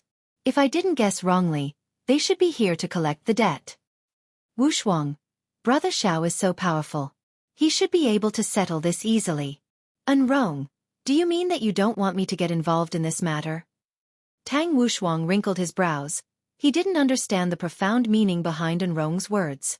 Quan On-rong held onto Tang Wushuang's arm and walked out of the chess room. Then they arrived at the garden outside. Firstly, Brother Zhao's strength is very powerful, and even if you were to go, you wouldn't be able to do anything. We won't do something like adding flowers to brocade, and if we are going to do something, we will have to do something like sending charcoal in snowy weather. Timely help? Tang Wushuang's brows became very deep. Brother Zhao's reputation in the circle is very big, even surpassing yours. Wushuang, although you don't say it, I can see that you still care about it. Quan On-rong looked at her husband's expression and continued. Tonight, if Brother Xiao is safe and sound, we will pretend that we didn't say anything. If anything happens to Brother Xiao, Wushuang, this is your chance. But Tang Wushuang fell into a multiple-choice question, and it was very hard for him to make a decision. Wushuang, if Brother Xiao really falls tonight, you really have to prepare for a rainy day. Zijin City will undergo another big reshuffle. All the big families, hidden families, sects, the world of cultivators, the world of special abilities, and those who live under the wings of the Xiao family will have to make new choices. But I don't want to betray Brother Xiao. After all, he saved my life. Quan On-rong sighed. How could she not know? But to help her man reach the top, she would have to sacrifice a lot. Wushuang, I'm not asking you to betray Brother Xiao. You just need to be a good person. In an instant, Tang Wushuang understood what his wife meant. If Brother Xiao were to be defeated tonight, then the entire Xiao family would be without a leader, and with the identity of Xiao Yi's brother, he would be able to support the Xiao family once again. Not only that, he would be able to obtain benefits from this, and furthermore, he wouldn't lose his reputation, and other people would even praise him for being loyal. Wushuang, don't think too much. Brother Xiao is very powerful. There are countless people who want to take him down, but none of them succeeded. It's very difficult for the thing we're talking about to happen. If it happens, it'll be your chance. Of course, you don't have to choose this path. After all, it's just a suggestion. Quan On-rong kissed her husband's cheek and walked into the house, but suddenly stopped, as if she had thought of something.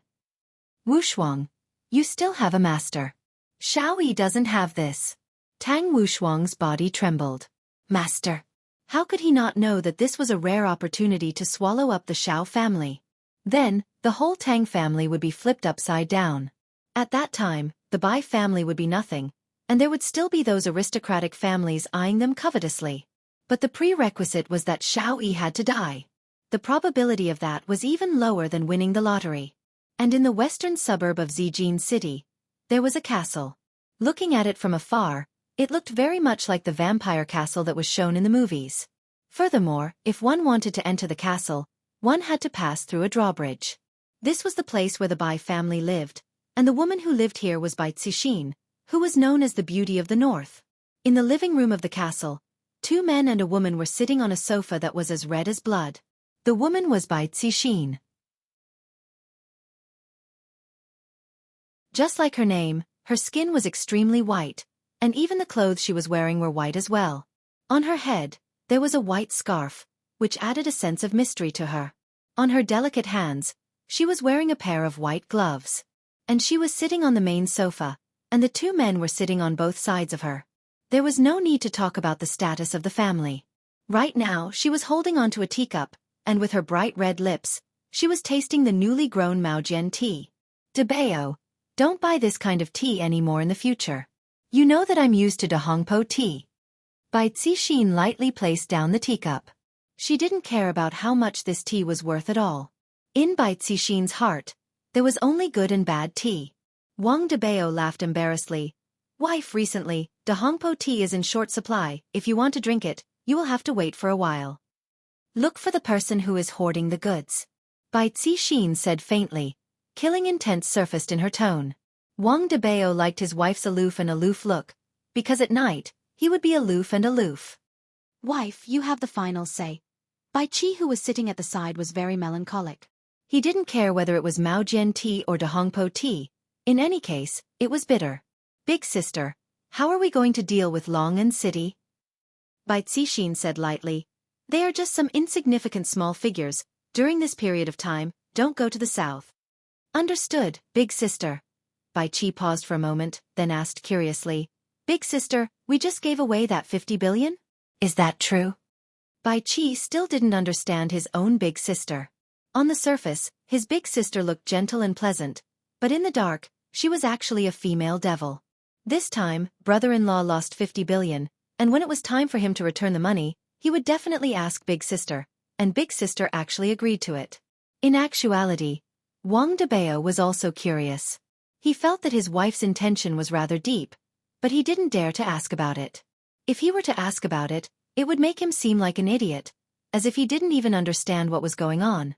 It just so happened that his brother-in-law asked about it, and everything went so smoothly. Debao, what do you think? Bai Cixin suddenly asked her husband.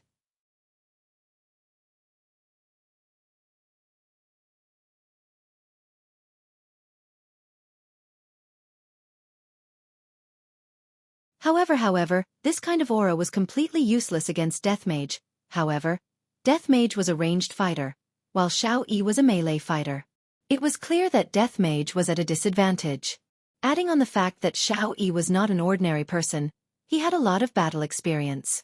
It was very easy for him to find the opponent's weak point and deal a fatal blow. However, the Death Mage was not just for show. Although the Death Mage had developed a bad habit of betting on football matches, its battle prowess was not to be underestimated. Wei Chong had even said before that the number of experts that had died in the hands of the Death Mage were innumerable, because they had all committed the same mistake, and that was underestimating their enemies. But this time, Death Mage's opponent was an immortal emperor.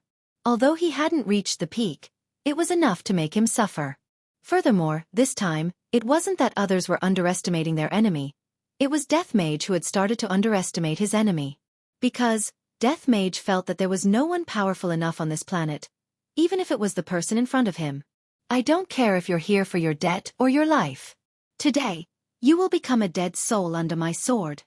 Xiao Yi was not an ordinary person, and he wouldn't wait for his opponent to make the first move. A bright light burst out from Xiao Yi's eyes, and in the blink of an eye, a sword light flew towards Death Mage. Like a ghost, the sword light flew straight towards Death Mage's forehead. When experts were fighting, they definitely wouldn't use their strength at the start. Instead, they would use probing attacks, just like what Xiao Yi was doing. Don't look down on Xiao Yi. If it was Tang Wushuang, he would have to deal with Xiao Yi properly. Although Death Mage looked down on Xiao Yi, he didn't dare to easily receive Xiao Yi's sword attack.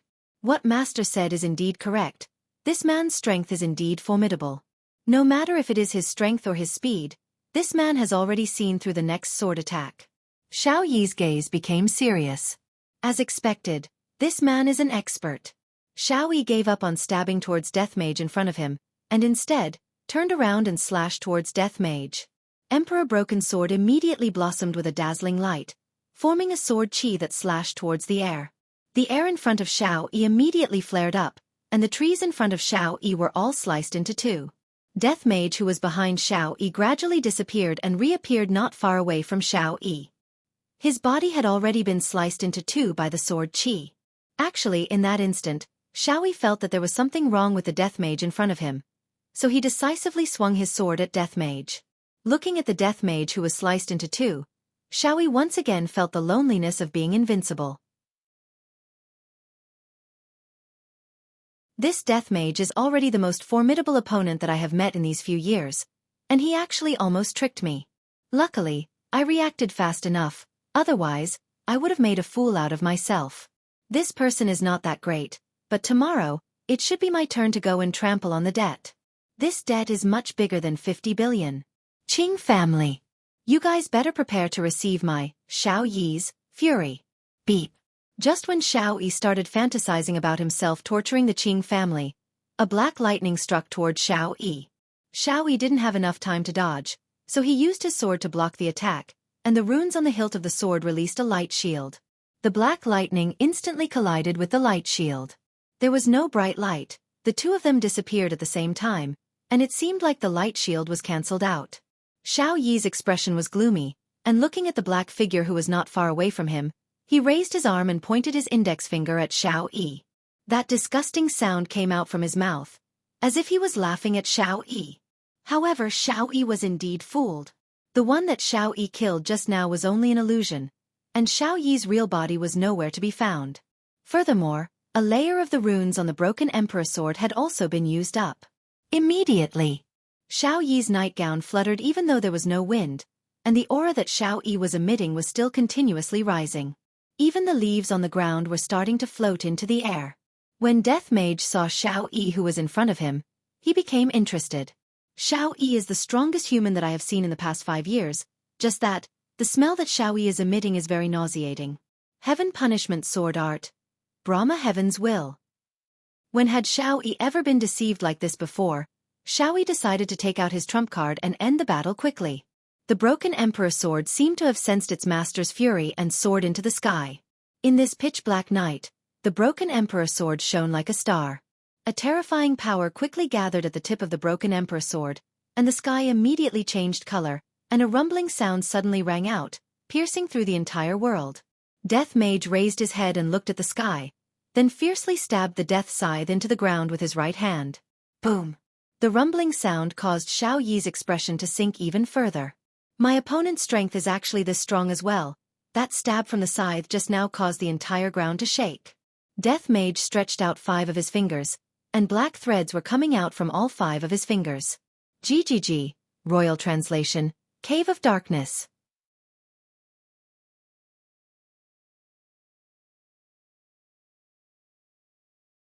Chapter 100.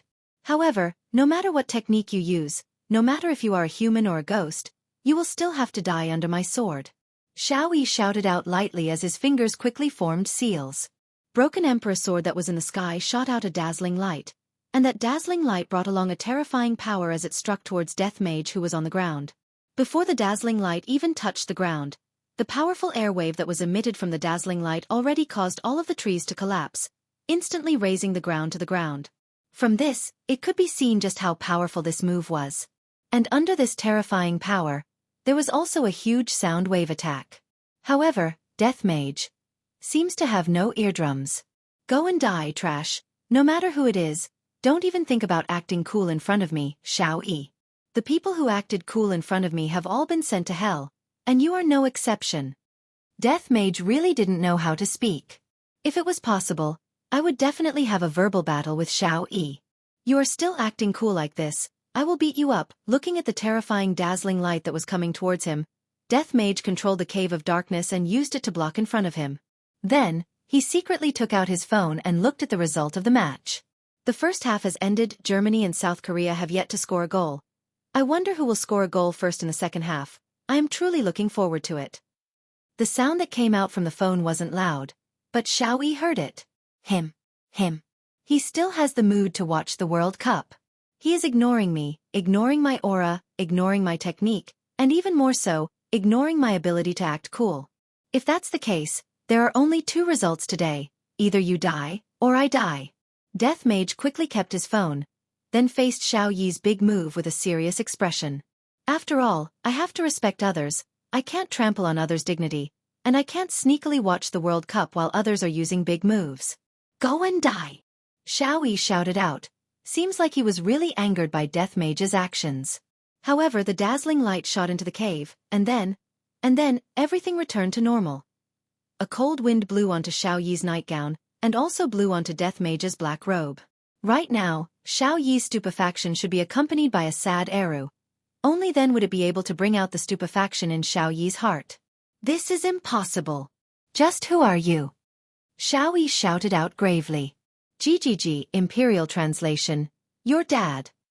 After Xiao Yi heard this, his face alternated between white and red. He was still teasing him. His eyes narrowed and his hands quickly formed seals. Congratulations, you've successfully angered this emperor.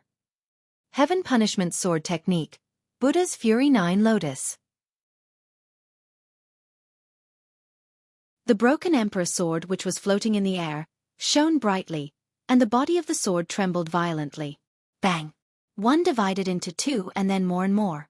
In a split second, the 9 broken emperor swords floated above the death mage, locking onto the death mage from all directions. Furthermore, the 9 broken emperor swords were condensing a power that was even more frightening than before. When this power was formed, the entire space around the death mage was violently distorted. Just like Xiao Yi's handsome face, it was incomparably malevolent. Xiao Yi hadn't used this move in a long time. He felt that no one in this world could block it. When he was an immortal emperor, he used it and the opponent disappeared without a trace. One could see how powerful this move was. However, his opponent this time was Death Mage, Wei Chang's valiant general. It stretched out its 10 bony fingers, and black fog appeared on its fingertips, just like before. Imperial translation. 9 dark acupoints. 9 mirror-like bottomless abysses appeared around Death Mage. Xiao Yi, who was not far away from Death Mage, was stupefied. Just a moment ago, the mirror that Death Mage summoned out swallowed my attack, and this time, I have to continuously shoot out 9 times. And to think that Death Mage summoned out 9 mirror-like things as well. Just what the hell is this? Why are they able to swallow my attack? However, this time it is different. The might of every single one of the mirror-like things is much stronger than before. No matter how deep your black hole is, I have to pierce through it. As expected, 9 mirror-like light beams shot down from the sky, and the entire sky became as bright as day. The scene was rather spectacular. Even the few people who were floating in the sky a few miles away from Death Mage sucked in a breath of cold air when they saw this scene. As expected of the Xiao family's family master. But, after the 9 mirror-like light beams shot down, the night was still night, the crickets were still chirping, and the people who were stupefied were still stupefied. Xiao Yi rubbed his eyes. After the 9 mirror-like light beams shot down from the sky, not even a fart was let out. How is this possible? Even the weakened version of Buddha's Fury 9 Lotus wouldn't have such an effect. Death Mage let out a strange laughter once again. Don't misunderstand. This is not a mockery. Well, that was a mockery. Death Mage suddenly opened up both of his arms, and a strange black mist suddenly blossomed out from his body. The black mist corroded the ground like a virus, causing Xiao Yi's face to turn pale with fright. The black mist was like a tentacle that was trying to attack him. Xiao Yi did not have the time to think and immediately dodged. Tentacles of Darkness. This was one of the Death Mage's ultimate spells. It had a very strong corrosive power and penetrative power.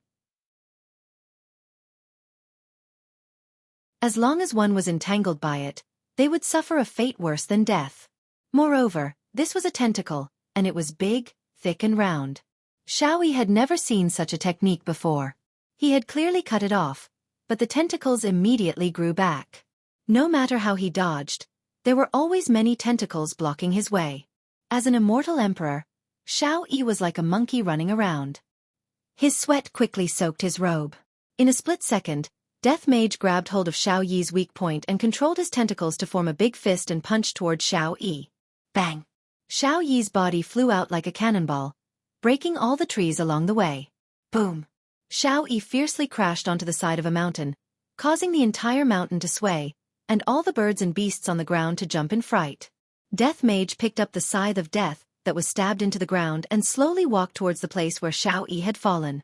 Today's mission was not to kill him, but to kill his woman in front of him. I reckon that this kind of feeling will definitely be extremely pleasurable. How did Master think of such a move? More and more people gathered over. They did not enter the battlefield and chose to watch from a few miles away. Some of them were enemies, but for this kind of incomparable battle, they temporarily put aside their grudges. However, from the looks of it, Xiao Yi's opponents were not weak at all. Among these people, there was a man and a woman who were wearing light muslin, and with just a look, one could tell that they were cultivators. Senior Marshal Brother, Xiao family might be in trouble. We should go back and report this to the sect head. Junior Marshal Sister, the sect head had already come to an agreement with Bai family. There is no need to worry. Bai family. Senior Marshal Brother, Bai Zixin is not a good person. cooperating with them. We, junior martial sister, although Bai Cixin is vicious, we still need Bai family's resources. After this battle, we still have to make a trip to the south. South. Why are we going there? Of course, it is to bring treasures. Curiosity appeared in the junior martial sister's eyes. What kind of treasures would require them to take the risk to sneak into the south? Everyone was incomparably shocked. Originally, they thought that Xiao Yi would be able to win easily, but from the looks of it now, Xiao Yi's strength had increased by another level. Xiao Yi was completely suppressed by Xiao Yi, and they had never seen Xiao Yi being beaten to this state before. Seems like Zijin City is really going to change. However, as an immortal emperor, how could he not have a trump card? That would be looking down on immortal emperors too much. Right when Death Mage was slowly walking towards Xiao Yi, his body suddenly stopped, and he dodged to the side. However, he was still too slow. His left arm was neatly cut off and fell onto the ground. Right now, Xiao Yi was wearing a golden gown and silver armor, and his hand was holding onto a golden long sword. Although there was a trace of blood on the corner of his mouth and his complexion was not very good, in the end, Xiao Yi was still forced to take out his trump card. When the experts who were watching from afar saw that golden long sword, they couldn't help but break out in cold sweat.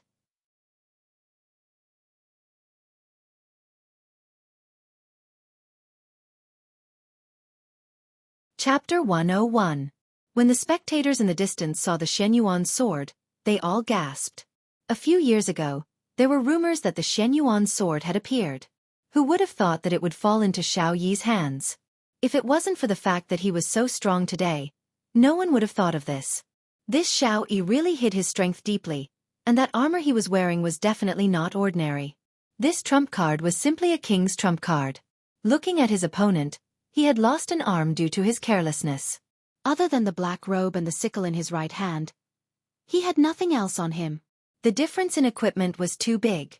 Not only would Xiao Yi not lose tonight, but he would also become famous. His reputation would be even higher than before, and the Xiao family's status would also rise because of this battle. Not to mention the other chain reactions. In actuality, the majority of the spectators hoped that Xiao Yi would lose. The current situation required a breakthrough, and tonight was a rare opportunity, just that right now.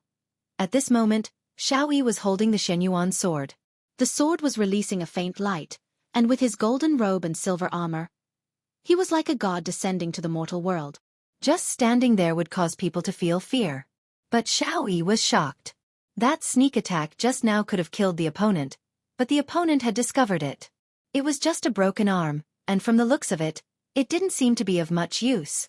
However, he had already taken out the Shen Yuan sword and the Mystic Tortoise strange armor. One was shockingly powerful, while the other had explosive defense. He didn't believe that he couldn't kill this skeleton. I didn't think that I, Xiao Yi, couldn't be low-key anymore. After tonight, the Xiao family will definitely rise to glory once more. Although the plan has been brought forward, it is not a big deal. Let the world witness the true strength of this emperor. The skeleton in front of him was only a stepping stone for him to reach the pinnacle, nothing more. Death Mage turned his head around and took a look at the severed arm on the ground. He felt very surprised, but at the same time, he was also very excited. This human in front of him had finally aroused his desire to fight. He picked up his severed arm and placed it to the side. Then, he took off his black robe and carefully placed his precious phone on it. However, he still couldn't help but open it to take a look. It was still a score of 0. God damn it! Xiao Yi silently looked at Death Mage's actions. However, when he saw Death Mage turning on his phone again and hearing the commentator's voice, Xiao Yi felt like his lungs were going to explode from anger. This was a very serious battle. Could they keep their hearts on it? But looking at the skeleton, there was no heart at all. How could such a creature appear in this world? It was unimaginable. The spectators also felt a chill down their spines. They had seen skeletons before, but they were just small evil spirits that could be poked to death with a finger. However, the skeleton in front of them had refreshed their worldview. Could it be that it was a Bone King? A divine artifact like the Shenyuan sword could only cut off one of its arms. Unbelievable! With the death scythe in his hand, Death Mage walked towards Xiao Yi and stopped 10 meters away from him. GGG, Royal Translation. Since you're good at close combat, I'll play with you. The Death Mage was definitely a high-ranked magician, and his specialty would definitely be magic attacks. However, the Death Mage was a bit of a slouch. Actually, every magician had the heart of a warrior in their heart. Kakik. Royal Translation. High-level power enhancement. Kakik. Royal Translation. High-level speed boost. Kakik. Royal Translation. High-level long-lasting support. Kakik. Royal Translation. Top-notch defense enhancement. Xiaoyi stared blankly at the Death Mage who was crying out weirdly. However, every time the Death Mage cried out, a different light would appear on its body. After the light flashed for more than 10 times, Xiaoyi finally came back to his senses. This skeleton was very weird, but Xiaoyi also discovered that the Death Mage needed to chant when it was releasing magic. As long as the distance between the Death Mage and the Death Mage got closer, Xiaoyi would be able to gain the upper hand. As for the Death Mage's scythe, I reckon that the Death Mage's scythe is just a decoration. Right now, Xiaoyi's speed was a few times faster than before, and he immediately disappeared from where he was standing. A trace of red light flashed past Death Mage's hollow eyes as he raised the Death Scythe in his hand high up. Boom! A majestic black light soared into the sky and broke through the dark clouds above. The moonlight once again shone onto the ground, and under the moonlight, the Death Scythe blossomed with a silver light. This wasn't just a simple light, the entire Death Scythe changed from black to silver. The eyes of the spectators who were a few miles away almost popped out. What is going on?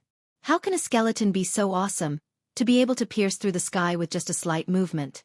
However, in the next second, everyone was so frightened that they retreated a few miles away. Death Mage could be seen raising the Death Mage's scythe and fiercely slashing it forward. The huge might of the scythe spread out in a fan shape. Boom, boom, boom. Immediately, a series of rumbling sounds rang out in the world, shaking everyone's heart. Wave after wave of air was like a surging giant beast, engulfing everything in front of it. Starting from beneath Death Mage's feet, everything in front of Death Mage's body disappeared. The mountain that was still there just a moment ago had already been evaporated. The might of the Death Mage's scythe was actually so terrifying. Everyone was so frightened that they retreated frantically to prevent themselves from getting injured.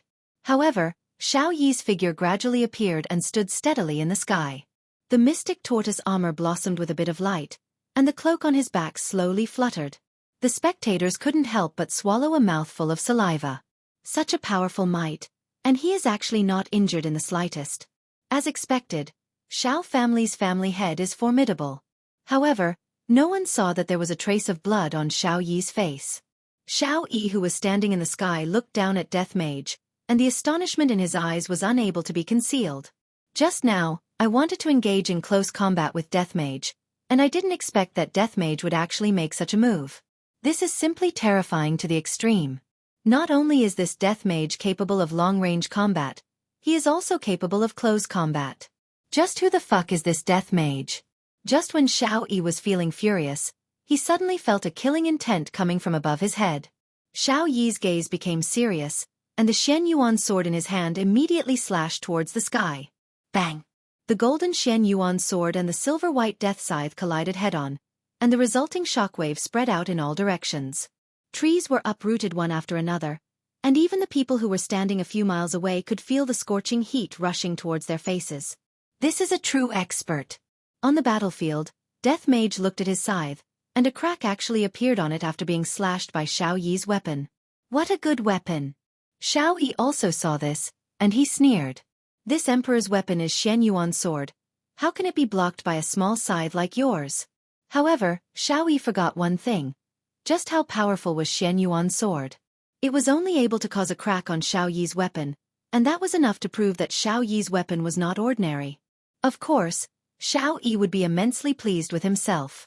After all, he had subconsciously placed Xiaoyi on the same level as him, and when he was able to cause damage to Xiaoyi, he would definitely feel extremely pleased.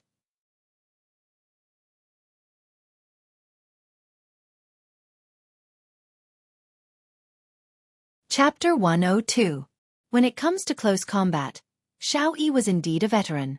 Death Mage was being a little too careless in this aspect. It was clear that he was underestimating his opponent. However, Death Mage, who had all sorts of buffs, was not someone to be trifled with. Die! Xiao Yi's killing intent surged. The Shenyuan sword in his hand felt its master's killing intent, and the light on the sword became even more dazzling. The technique that Death Mage was using was incomparably simple. Even a child would know about it. Other than slashing, it was just slashing.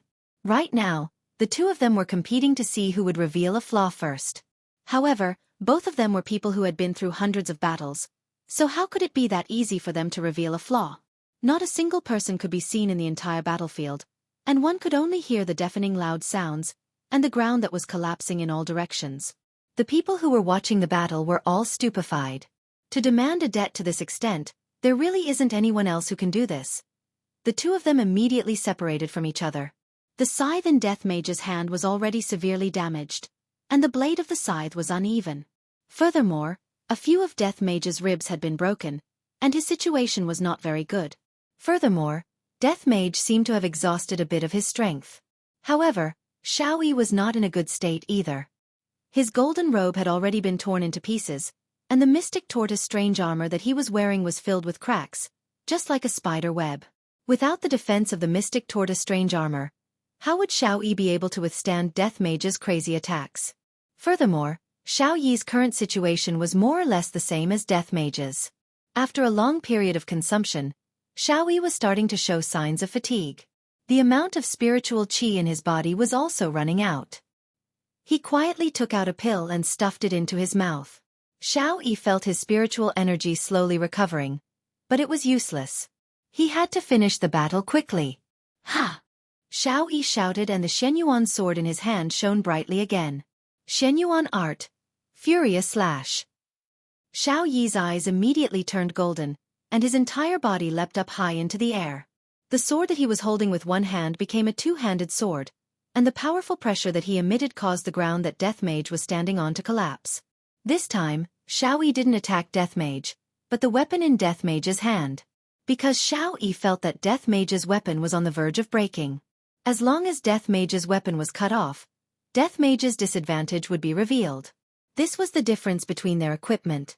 Xiao Yi was wearing a full set of godly equipment, while Death Mage's entire body was filled with skeletons.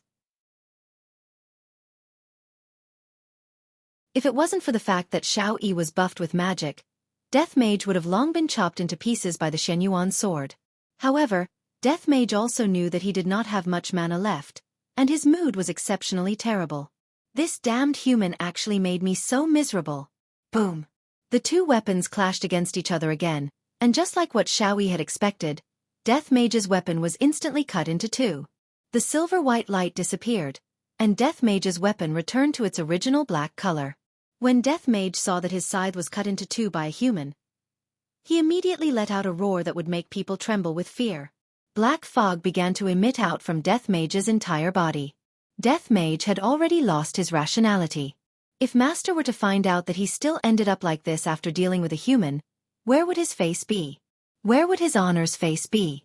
Damned humans! Go to hell! Use your blood to wash away your shame.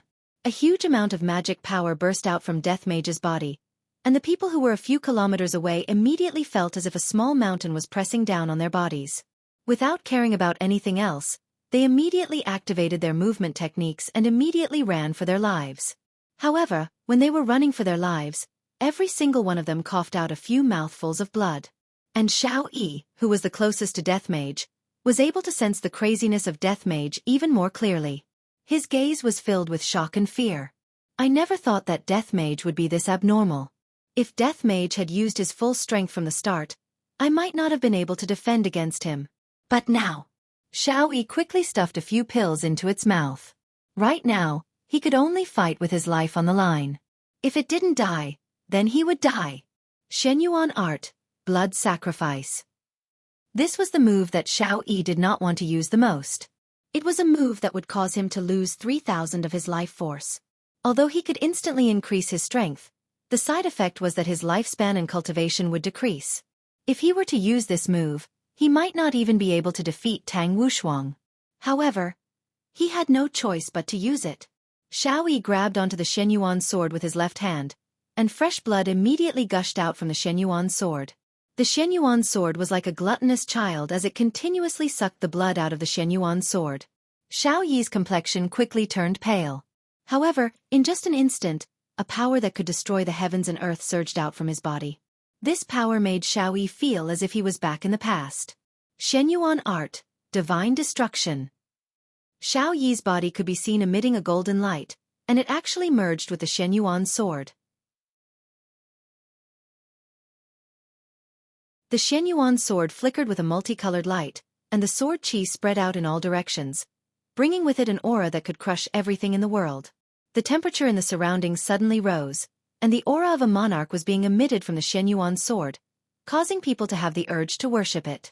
However, all of this was useless against Death Mage. Right now, he only wanted to wash away his shame, even if he had to pay the price. This time, Xiao Yi's timing was very good.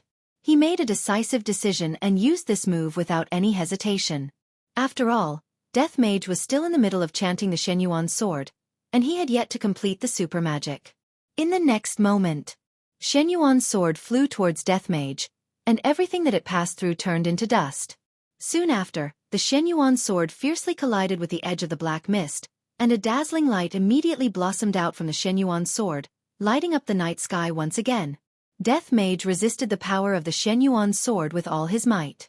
However, he had lost his left arm, and adding on the fact that his magic was exhausted, he was completely unable to resist against Xiao Yi, who had used a forbidden technique. Shenyuan's sword slowly pierced through the layer of black mist and headed straight towards Death Mage, who was within the black mist. "Your honor, master." Subordinate has failed in his task. The scorching heat emitted out from Shenyuan's sword instantly turned Death Mage into dust, and after the black mist dispersed, the world returned back to normal. Splash, splash, splash. Heavy rain suddenly started pouring down from the sky, and the rain fell onto the ground that looked like tofu dregs, and onto a person's body. The black tortoise bizarre armor that Xiao Yi was wearing was already completely broken apart, and only the shoulder guard was left. Right now, Xiao Yi was supporting himself with Shenyuan's sword, and blood was flowing out from his mouth non-stop. I didn't expect that layer of black mist to be so powerful, to be able to heavily injure me once again, making my situation even worse. Luckily, I managed to kill the black mist without any mishaps. Just that, the injuries that Xiao Yi received will probably take at least 10 years to recover. Cough, cough, cough. Xiao Yi let out a violent cough, and with every cough, blood would spurt out from his mouth. Xiao Yi's entire body was pale and powerless, just like a corpse. Although he managed to kill Death Mage, he wasn't any better off. Even his strongest defense, the Mystic Tortoise Bizarre Armor, was shattered, and not to mention the side effects of the forbidden technique, Xiao Yi paid a painful price in exchange for victory. Congratulations to Xiao family head for defeating a strong enemy. We admire you greatly.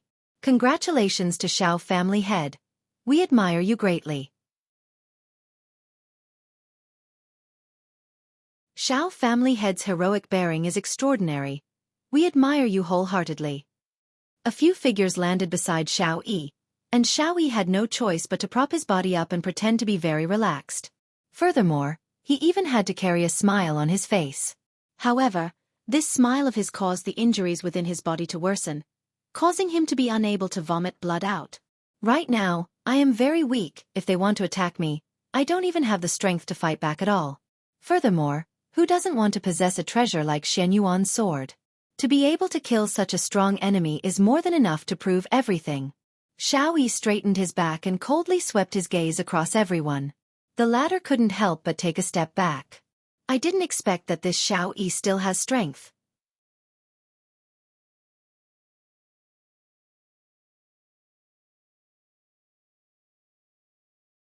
Chapter 103. Enduring the dizziness, Xiao Yi left the scene. Everyone let out a sigh of relief. They were really afraid that Xiao Yi would kill someone. On the way back, Xiao Yi couldn't endure it anymore and vomited blood. After eating a few medicinal pills, he felt a bit better and found a water source to wash his face. He didn't want his wives to worry.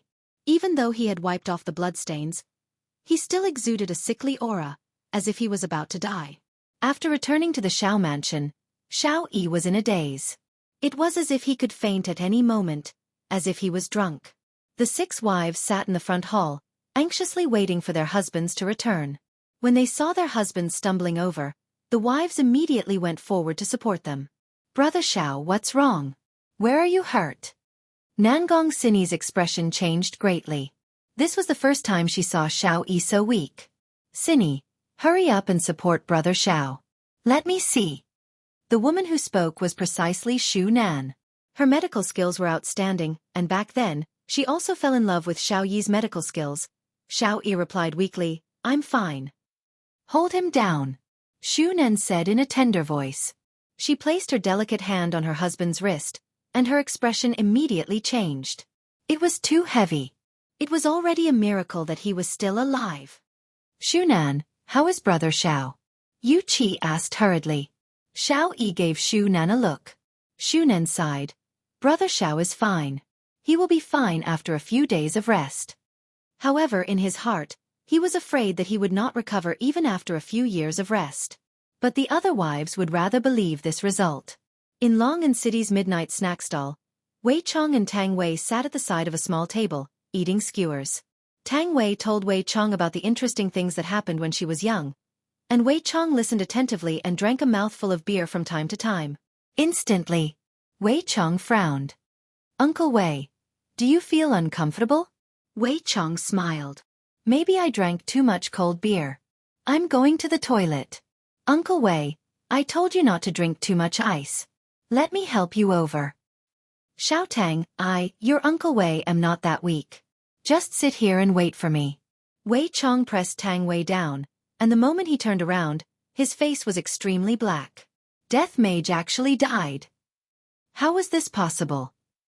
After walking into the toilet inside the supper stall, Wei Chong closed the door and said in a deep voice, Evil spirit, Death Mage. A black vortex appeared on the ground. The black robe, the scythe of death with the smell of death appeared once again. Of course, there was also the skeleton. Master. Death Mage shouted out with deep regret, and prepared to greet Yi Hua. Wei Chong shouted in a low voice. All right, stop kneeling, the ground is very dirty. What's going on? I told you to collect a debt and kill someone. How did you end up killing yourself? Wei Chong was unable to understand. Death Mage's strength was not weak. Even if he couldn't defeat Death Mage, he should still be able to run away. Yet, he was actually killed by someone. Master, I'm suffering too. Master, it is Subordinate who has underestimated the enemy, and has brought shame to his honor and master. Let Subordinate complete this mission, and then use my death to atone for my sins. To be honest, Death Mage didn't want to be summoned by his master again. It was too shameful. This was what it meant to be reckless. He lost completely because of his recklessness. Wei Chang's mood wasn't very good either. If his honor were to know that there was such a process in the mission this time around, I wonder what kind of rage his honor would have. Wei Chong seemed to have already heard his honor's curses. Enough. I don't want to listen to your explanation. You better keep this matter to yourself. If this matter were to be spread out, the first person that I will kill is you. Who would dare to talk about such a shameful matter to others? Just how shameful would that be? Master, be at ease. Subordinate will keep my mouth shut. Wei Chong paused for a moment, then asked while wrinkling his brows. Is that Xiao Yi really that powerful? Even you are not his match? Master, that Xiao Yi is indeed not bad. He is the strongest human that Subordinate has ever seen. However, Subordinate did not lose to him. Rather, Subordinate lost to him. Death Mage said embarrassedly. This is all because Master's requirements are too high. I can't kill Xiao Yi. I can only cripple Xiao Yi. Controlling Xiao Yi is very difficult. Wei Chong couldn't help but slap onto Death Mage's skull. Who did you learn this kind of conduct from? I will give you one last chance. If you are still unable to complete this mission, then you will have to stay in purgatory forever. I will obey Master's command. Death Mage held back a stomach full of anger. This damned human actually caused me to be reprimanded by Master. If it wasn't for Master only ordering me to kill one person, I would have definitely slaughtered all of them.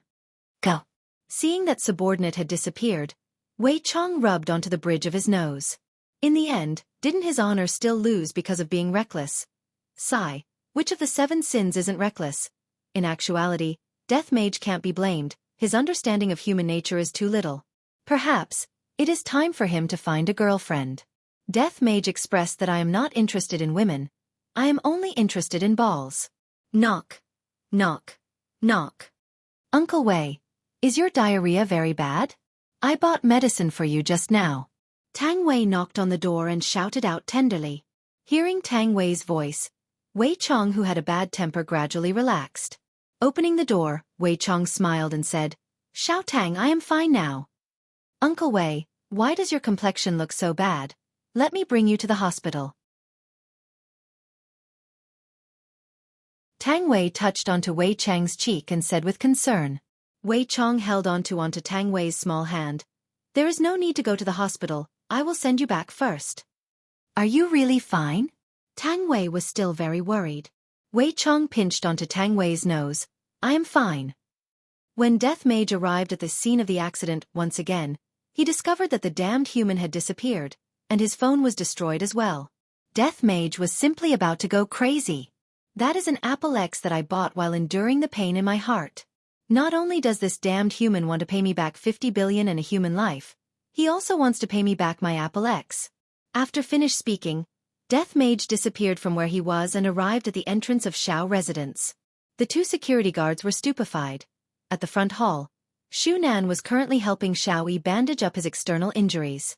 Xiao Yi's internal injuries could only be slowly nursed back to health. Cinny, I will be going into closed-door training soon, and I won't be able to accompany you and Yuner to register for the tournament tomorrow. Xiao Yi said gravely. After going through this battle, Xiao family will definitely reach new heights. However, I have to recover my strength as soon as possible. Nangong Cinny said concernedly. Brother Xiao, you can go into closed-door training with a peace of mind. I will take care of the matters at home. And with you two here I can be at ease.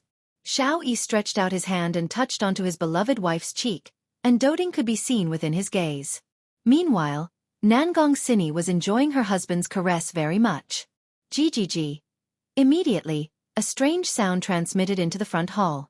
The tender expression on Xiao Yi's face froze, and the 6 wives turned their heads and looked towards the entrance. Sickle. Black robe. It was a strange sound. Death Mage walked towards the front hall step by step, and stopped when he was 5 meters away from the front hall. The atmosphere in the front hall immediately froze. Xiao Yi looked at Death Mage, who was walking towards him foolishly, and his mind was in a daze. Didn't I turn Death Mage into powder? How long has it been since then? Why did Death Mage come out again? Or could it be that Death Mage has a brother? GGG, Imperial Translation. Are you surprised? Are you surprised? Xiao Yi couldn't be any more familiar with this kind of sound. Why did Death Mage come back to life? Why is it like this?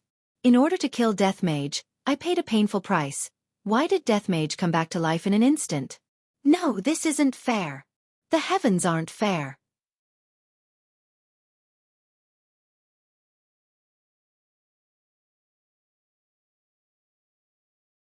Chapter 104.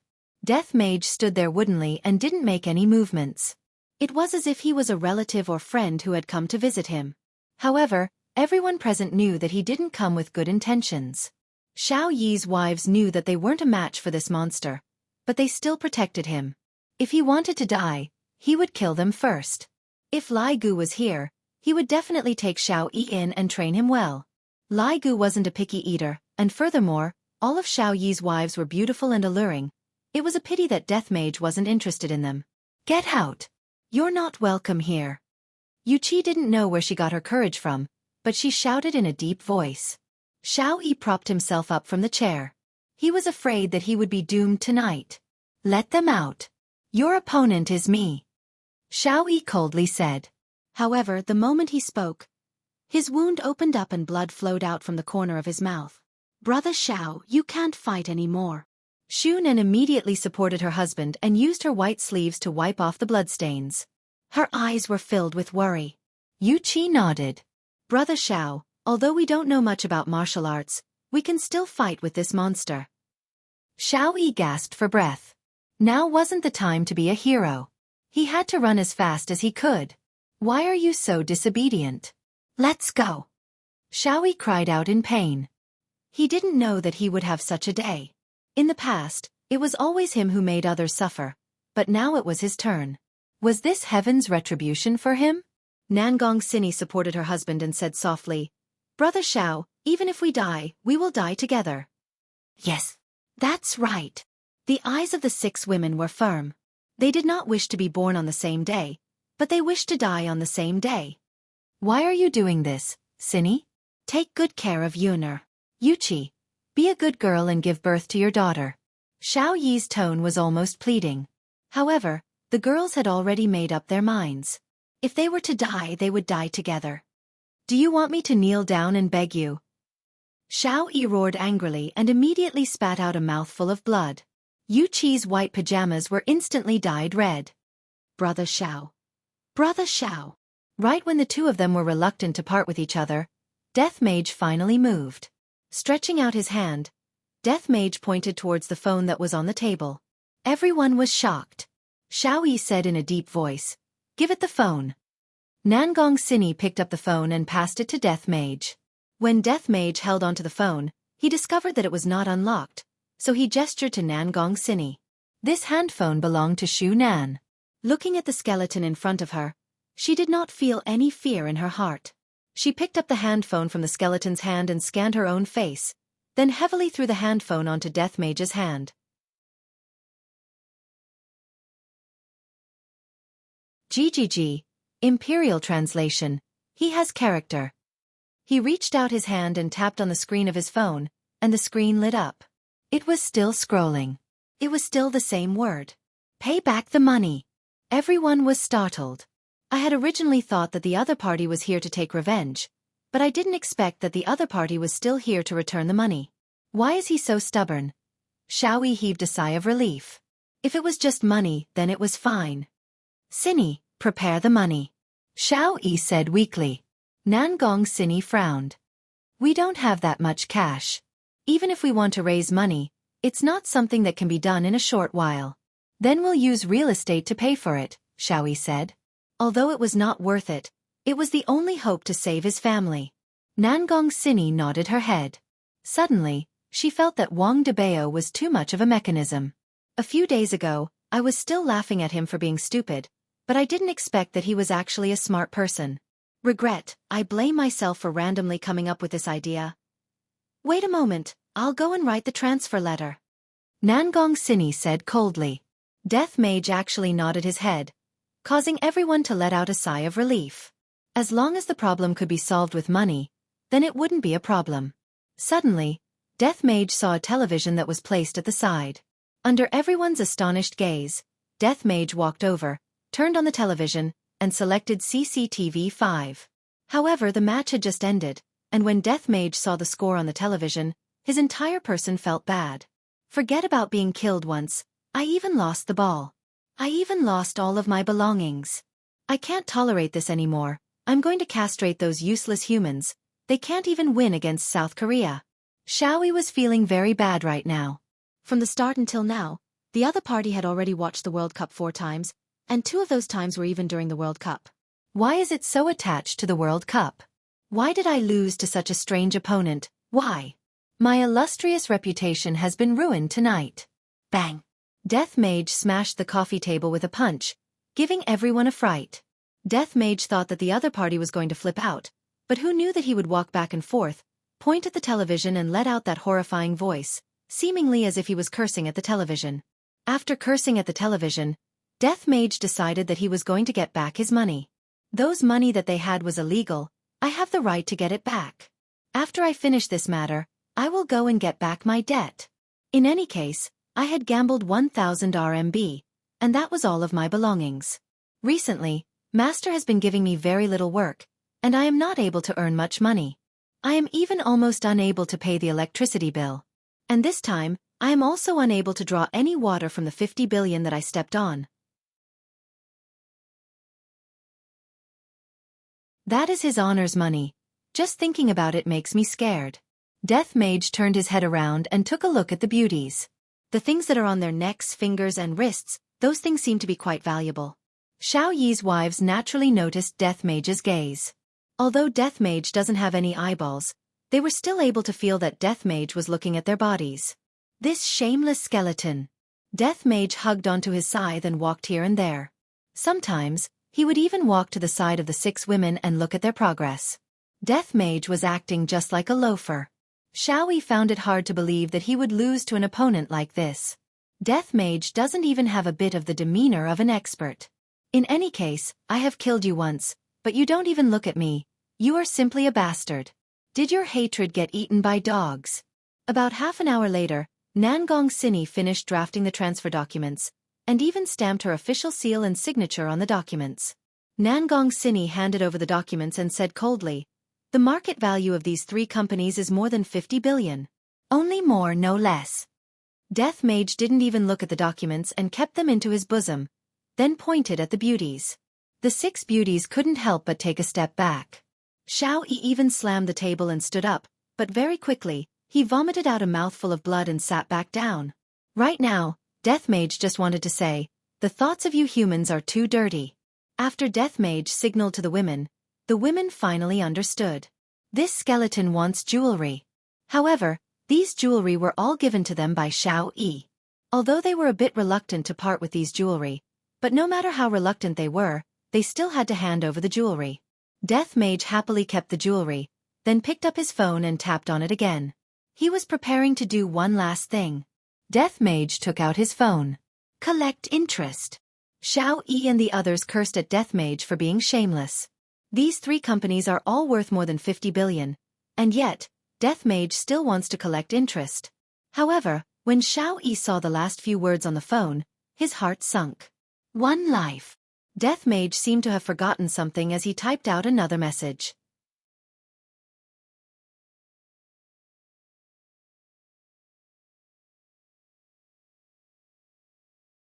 Chapter 105. Death Mage recalled his master's instructions. It seems to be like this, if I didn't remember wrongly. Xiao Yi's entire body was shaking. This was going too far. He actually wanted him to kill the person he loved the most. Otherwise all of them would die. Xiao Yi opened his bloodshot eyes wide and suddenly shouted, "Bastard! I'll fight it out with you. Even if I die, I'll drag you down with me. Brother Xiao, don't move anymore, you will die if you continue like this." Xu Nan knew that her husband's injuries must have worsened again. "Don't pull me, I want to perish together with it." Xiao Yi rolled and crawled over to Death Mage's side, then grabbed onto Death Mage's bones and shouted angrily. Death Mage remained indifferent as he waited for them to make their choice. It has been a long time since I have heard such words from Death Mage, and I am feeling a bit nostalgic. Nangong Sini didn't pull her husband. She said softly, "Brother Xiao, you often saved me in the past. This time, it's Sini's turn to save you and the whole Xiao family." Xiao Yi turned his head in a daze and looked at his wife's gentle smile. Bits and pieces of their past flashed through his mind like a movie. No. Sini, you can't do this." Xiao Yi couldn't even stand up and crawled to his wife. Nangong Sini squatted down and combed her husband's hair. She gently wiped the blood from the corner of her husband's mouth. "Brother Xiao, to be able to know you, Sini has never regretted in this life. Although you were very annoying at the beginning, I still like you. After I leave, you have to take good care of Yun Er, understand?" Xiao Yi stretched out his trembling hand and caressed his wife's cheek. "Don't, we still have a long way to go, Yun cannot be without a mother." "Brother Xiao, Sister Sini, let me do it." Shunan took a deep breath and said in a deep voice. Yu Qi couldn't stop crying. "Let me do it. Yu Qi, you have a child. Let me do it. Let me do it, Brother Xiao." Nangong Sini's eyebrows furrowed as she lightly shouted, "All of you, shut up. Your mission in the future is to take good care of Brother Xiao. This was all my idea. If I had asked Brother Xiao to return the money, this wouldn't have happened. I should be the one to bear the consequences." Death Mage seemed to have become impatient from waiting. "Hurry up and kill one of them so that I can go and collect the debt from the others." He, Imperial Translator. Hurry up. Nangong Sini could tell that he was telling them to hurry up. She said softly, "Brother Xiao, let me do something for the Xiao family. Otherwise, Yun Er will not be safe. Where there's life, there's hope. Don't look down on women." Nangong Sini was asking her husband to endure and wait for him to rise again. "Brother Xiao, Sini won't be able to take care of you in the future. You have to take good care of yourself and Yun Er. He's our only son." Nangong Sini, who had always been strong, couldn't help but burst into tears when she thought of her son. As an immortal emperor, Xiao Yi had never cried before. But now, his face was full of tears and helplessness. Sini, let me kill you. How could I do it? Xiao Yi cried out in pain. Blood flowed out from the corner of his mouth and his eyes were bloodshot. Nangong Sini immediately stood up, picked up the Shenyuan sword at the side, and then placed it in her husband's hand. Brother Xiao, since things have come to this, do you want to see us all die? Do you want to see Yun die? Do you want to see the child in Yuqi's belly die? Since when did you become so indecisive? Xiao Yi had never felt that the Shenyuan sword was so heavy. He looked at his wife and said, I can't do it, I really can't do it. Just when the Xiao family was reluctant to part with the Shenyuan sword, a black whirlpool appeared in the hall. A figure walked out from the whirlpool, and his entire body was wrapped in black mist. The Xiao family was all stupefied. Who is this? However, in the next second, they were even more shocked. Death Mage retreated a few steps and knelt on the ground. With both of his hands on the ground, he respectfully shouted, Master! That's right, the person who came was Wei Chong. He had just sent Tang Wei home and realized that his subordinates were not done with their business. Did something happen again? Thus, he specially came over to take a look. Xiao Yi only felt that the world was spinning. This skeleton was already very powerful, and it actually made the black mist so respectful. Then, what realm was this black mist at? Xiao Yi had never felt that he was so insignificant before. He felt that this black mist could kill him with a single finger. Just who are they? It's impossible that they are the people that man called over. How could this kind of expert be controlled by others? Wei Chong nodded. Death Mage stood up and took out his phone to type something. Then, he showed his phone. We pay our respects to Master. Everyone from the Xiao family had their own dignity, but Death Mage had already released his might, causing everyone to kneel on the ground. Wei Chong looked at the person in front of him coldly. To actually dare to refuse to pay me back, you truly deserve to die. After taking over the document that Death Mage passed over, Wei Chong took a look at the document and kept it. Then he said faintly, Hurry up. Death Mage replied respectfully. And Wei Chong took another look at the document, then stepped into the black whirlpool and disappeared. Death Mage typed another word. Last minute. All of the women felt that they had provoked an extremely powerful person this time around. This was a feeling that they had never felt before. In the past, they felt that they still had the ability to fight back, but the person who just appeared did not even have the thought of fighting back. How could Xiao Yi not have the same feeling? That person just now was completely capable of killing all of us, so why did he want me to kill my beloved woman? Could it be that you all aren't afraid of me taking revenge? What Wei Chong was least afraid of was taking revenge. If the person behind me comes, you will slowly kill the woman beside me. Brother Xiao, don't take revenge for me, live on properly, we cannot afford to provoke them. Nangong Sini gave the most rational suggestion to Xiao Yi. The other party is like a titan, and we are just ants. It is already a kind of leniency for them to not kill all of us. Only until death did Nangong Sini realize this point. Just how lucky is it to only kill one person? Without waiting for Xiao Yi to react, Nangong Sini grabbed onto Shen Yuan's sword that was in her husband's hand and fiercely pulled. To stay. This was the sound of a sharp object piercing into flesh. Shen Yuan's sword pierced through Nangong Sini's abdomen, and the tip of the sword that was dripping with blood appeared on Nangong Sini's back. Sini! Xiao Yi roared out as he looked at his own hand in disbelief. I killed my beloved. No! Xiao Yi hugged onto his wife and roared towards the sky, and tears of blood flowed out from the corner of his eyes. Nangong Sini, who was lying in her husband's embrace, revealed out a trace of a smile and said weakly, Brother Xiao, your embrace is still so warm. After finished speaking, Nangong Sini slowly closed her beautiful eyes, and Death Mage disappeared from Xiao residence as well. Death Mage was preparing to collect his debt. Xiao residence's main hall was filled with a sorrowful atmosphere. Xiao Yi sat on the ground and foolishly hugged onto his wife's corpse. Both of his eyes were already unfocused, and he looked as if he had become demented.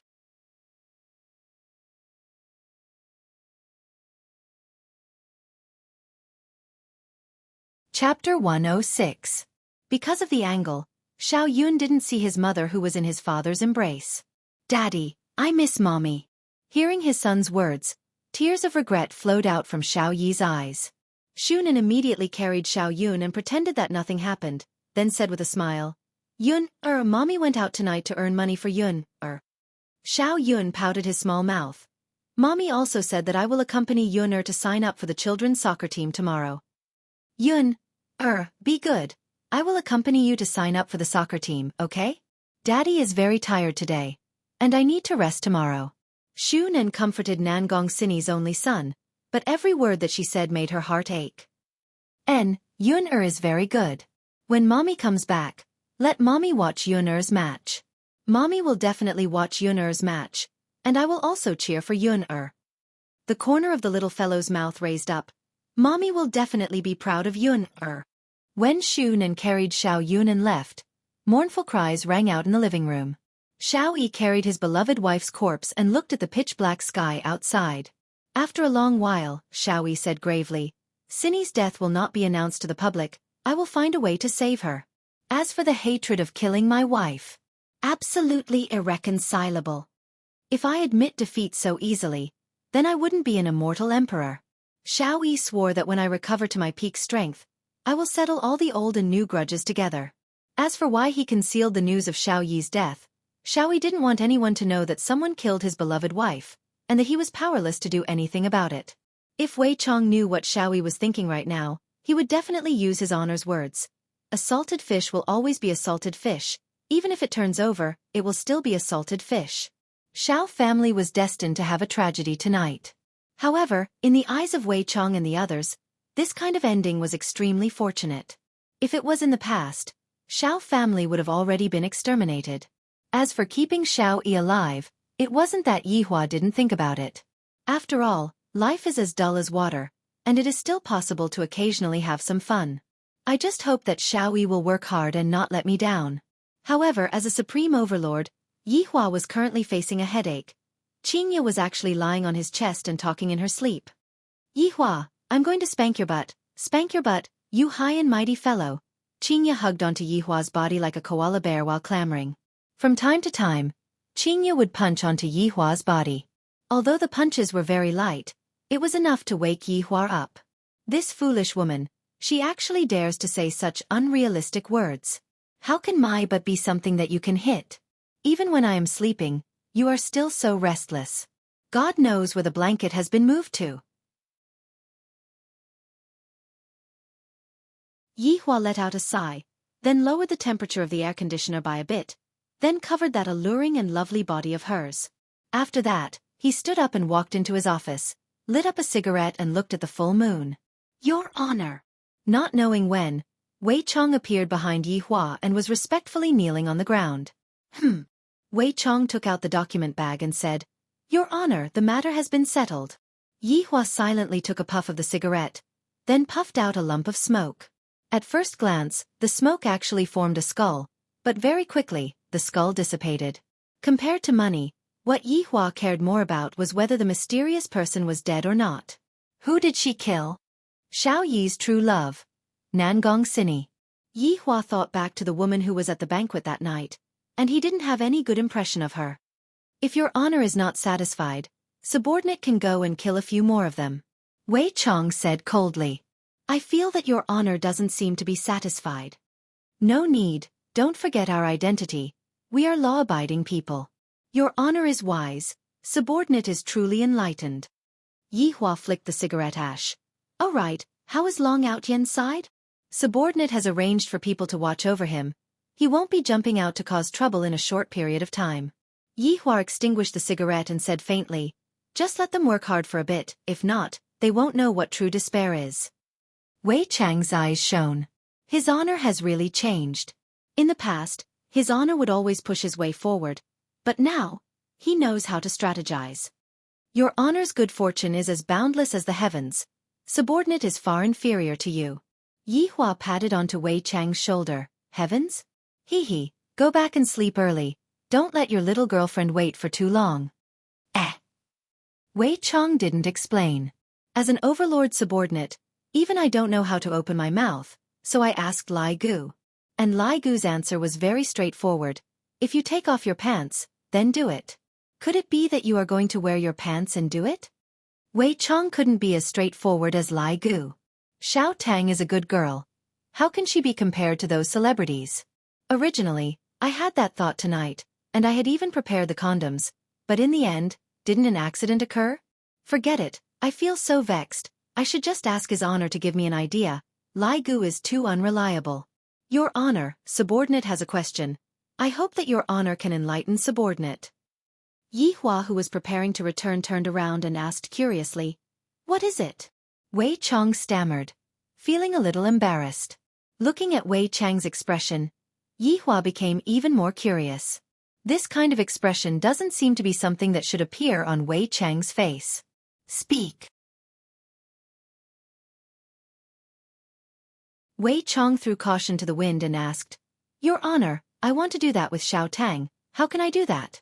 How can I make Xiao Tang agree to do that with subordinate?" That. Yi Hua was a bit stupefied. That is mating. Luckily, the lights were switched off. If not, Yi Hua would be able to see Wei Chang's red face. Yi Hua thought that it was something important, but it turns out that it is mating. However, how can Wei Chong use such a word to describe it? But thinking about it, Wei Chang's true body was originally a monster. Yi Hua paused for a moment. When a subordinate is in trouble, as the boss of course, I have to step forward and solve it. I do have some experience. Wei Chong was overjoyed. I hope that Your Honor can guide me. Just push him down directly. I didn't expect that His Honor would be the same as Lai Gu, simple and crude. The idol dramas that I watched aren't like that. They are very bashful. Subordinate understands. Wei Chong could only accept it humbly.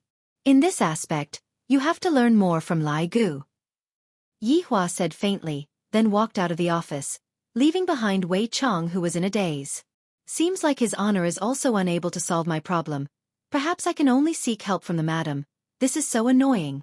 Lying back on the bed, Qingya, who was beside Yi Hua, asked in a low voice, "You went to smoke again?"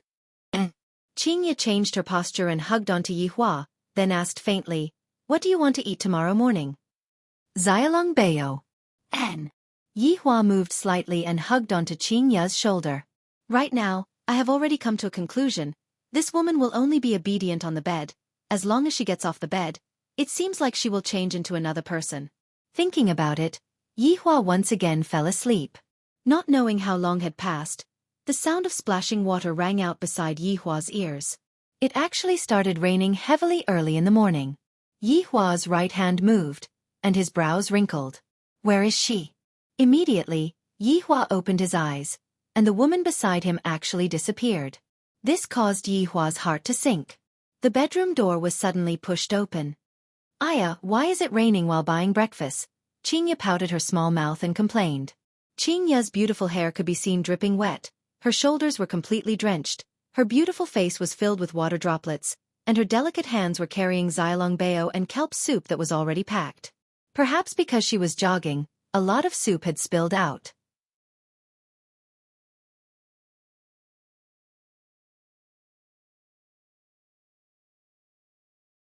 Chapter 107. Qingya placed the soup dumplings on the plate, then turned her head around and looked towards Yi Hua. "Why are you still in a daze for? Quickly go and wash your face and brush your teeth. It won't taste good if it gets cold."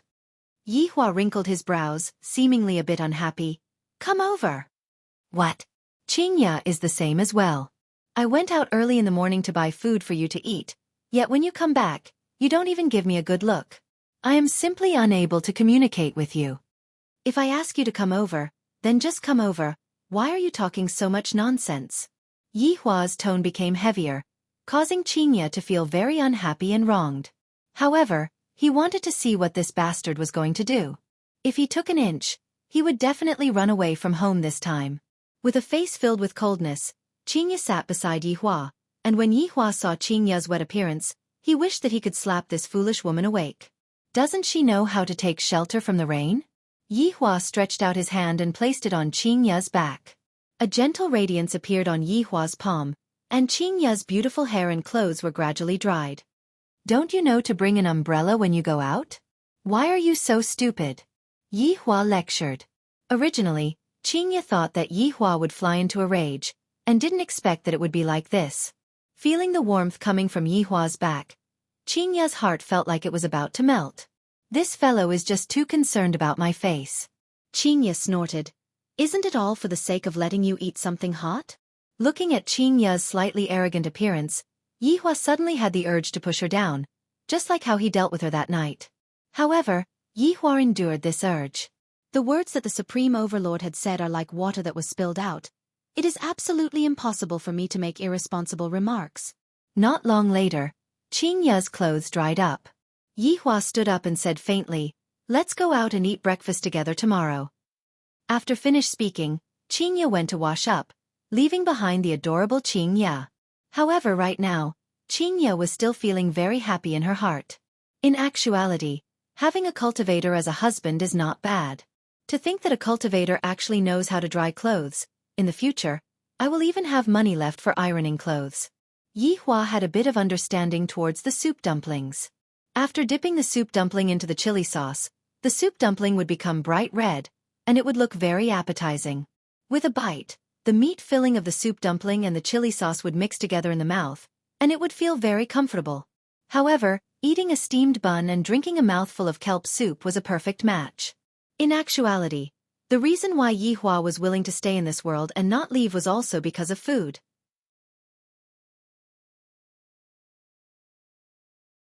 Yihua, bring me along after breakfast, Yihua asked faintly. Addicted? How can this be called addiction? When I can eat chicken on my own, it will be a great success. I'm still addicted. It's not addiction. You're really addicted. Yihua, do you want to quarrel again? I'm bored anyway. Let's quarrel first. Qingye. This fellow was much gentler yesterday, but he was still the same today. He even said that he was bored and quarreled first. What kind of husband and wife would quarrel for no reason? I am already full. You can eat by yourself. Qingye pouted coquettishly, then turned around and walked towards her little sister's room. Yihua drank a mouthful of kelp soup, then said faintly, "You are still addicted to it." After eating and drinking to his heart's content, Yihua picked up the documents from the office, then went to Qing Yutong's room. As expected, Qing Yutong was sitting alone in the room, and Qing Yutong had a serious look on her face. His results were not bad. He actually managed to get to 15. His chances of getting chicken dinner were very high. However, Yihua decided to let Qingye experience the feeling of a black screen.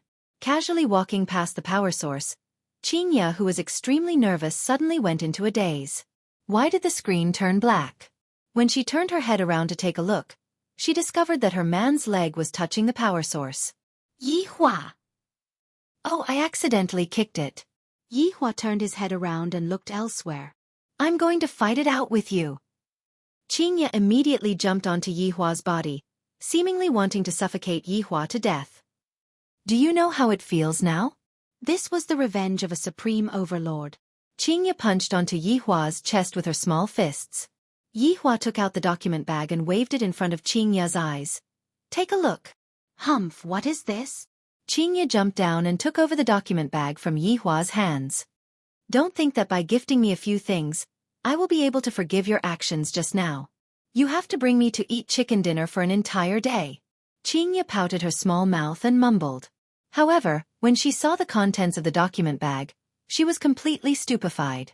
Pointing at the document bag, then pointing at Yihua, she was shocked to the point that she couldn't speak. Yihua sighed. Just this little thing and she is already shocked to this extent. After a while, Qingye calmed down. Yihua, Xiao family returned the money to us, is this true? Could it be that this is fake? That's not right, they won't return the money to us. They aren't prepared to return the money to us, so I asked someone to go and check the accounts. Fortunately, they are tactful and returned the money to me.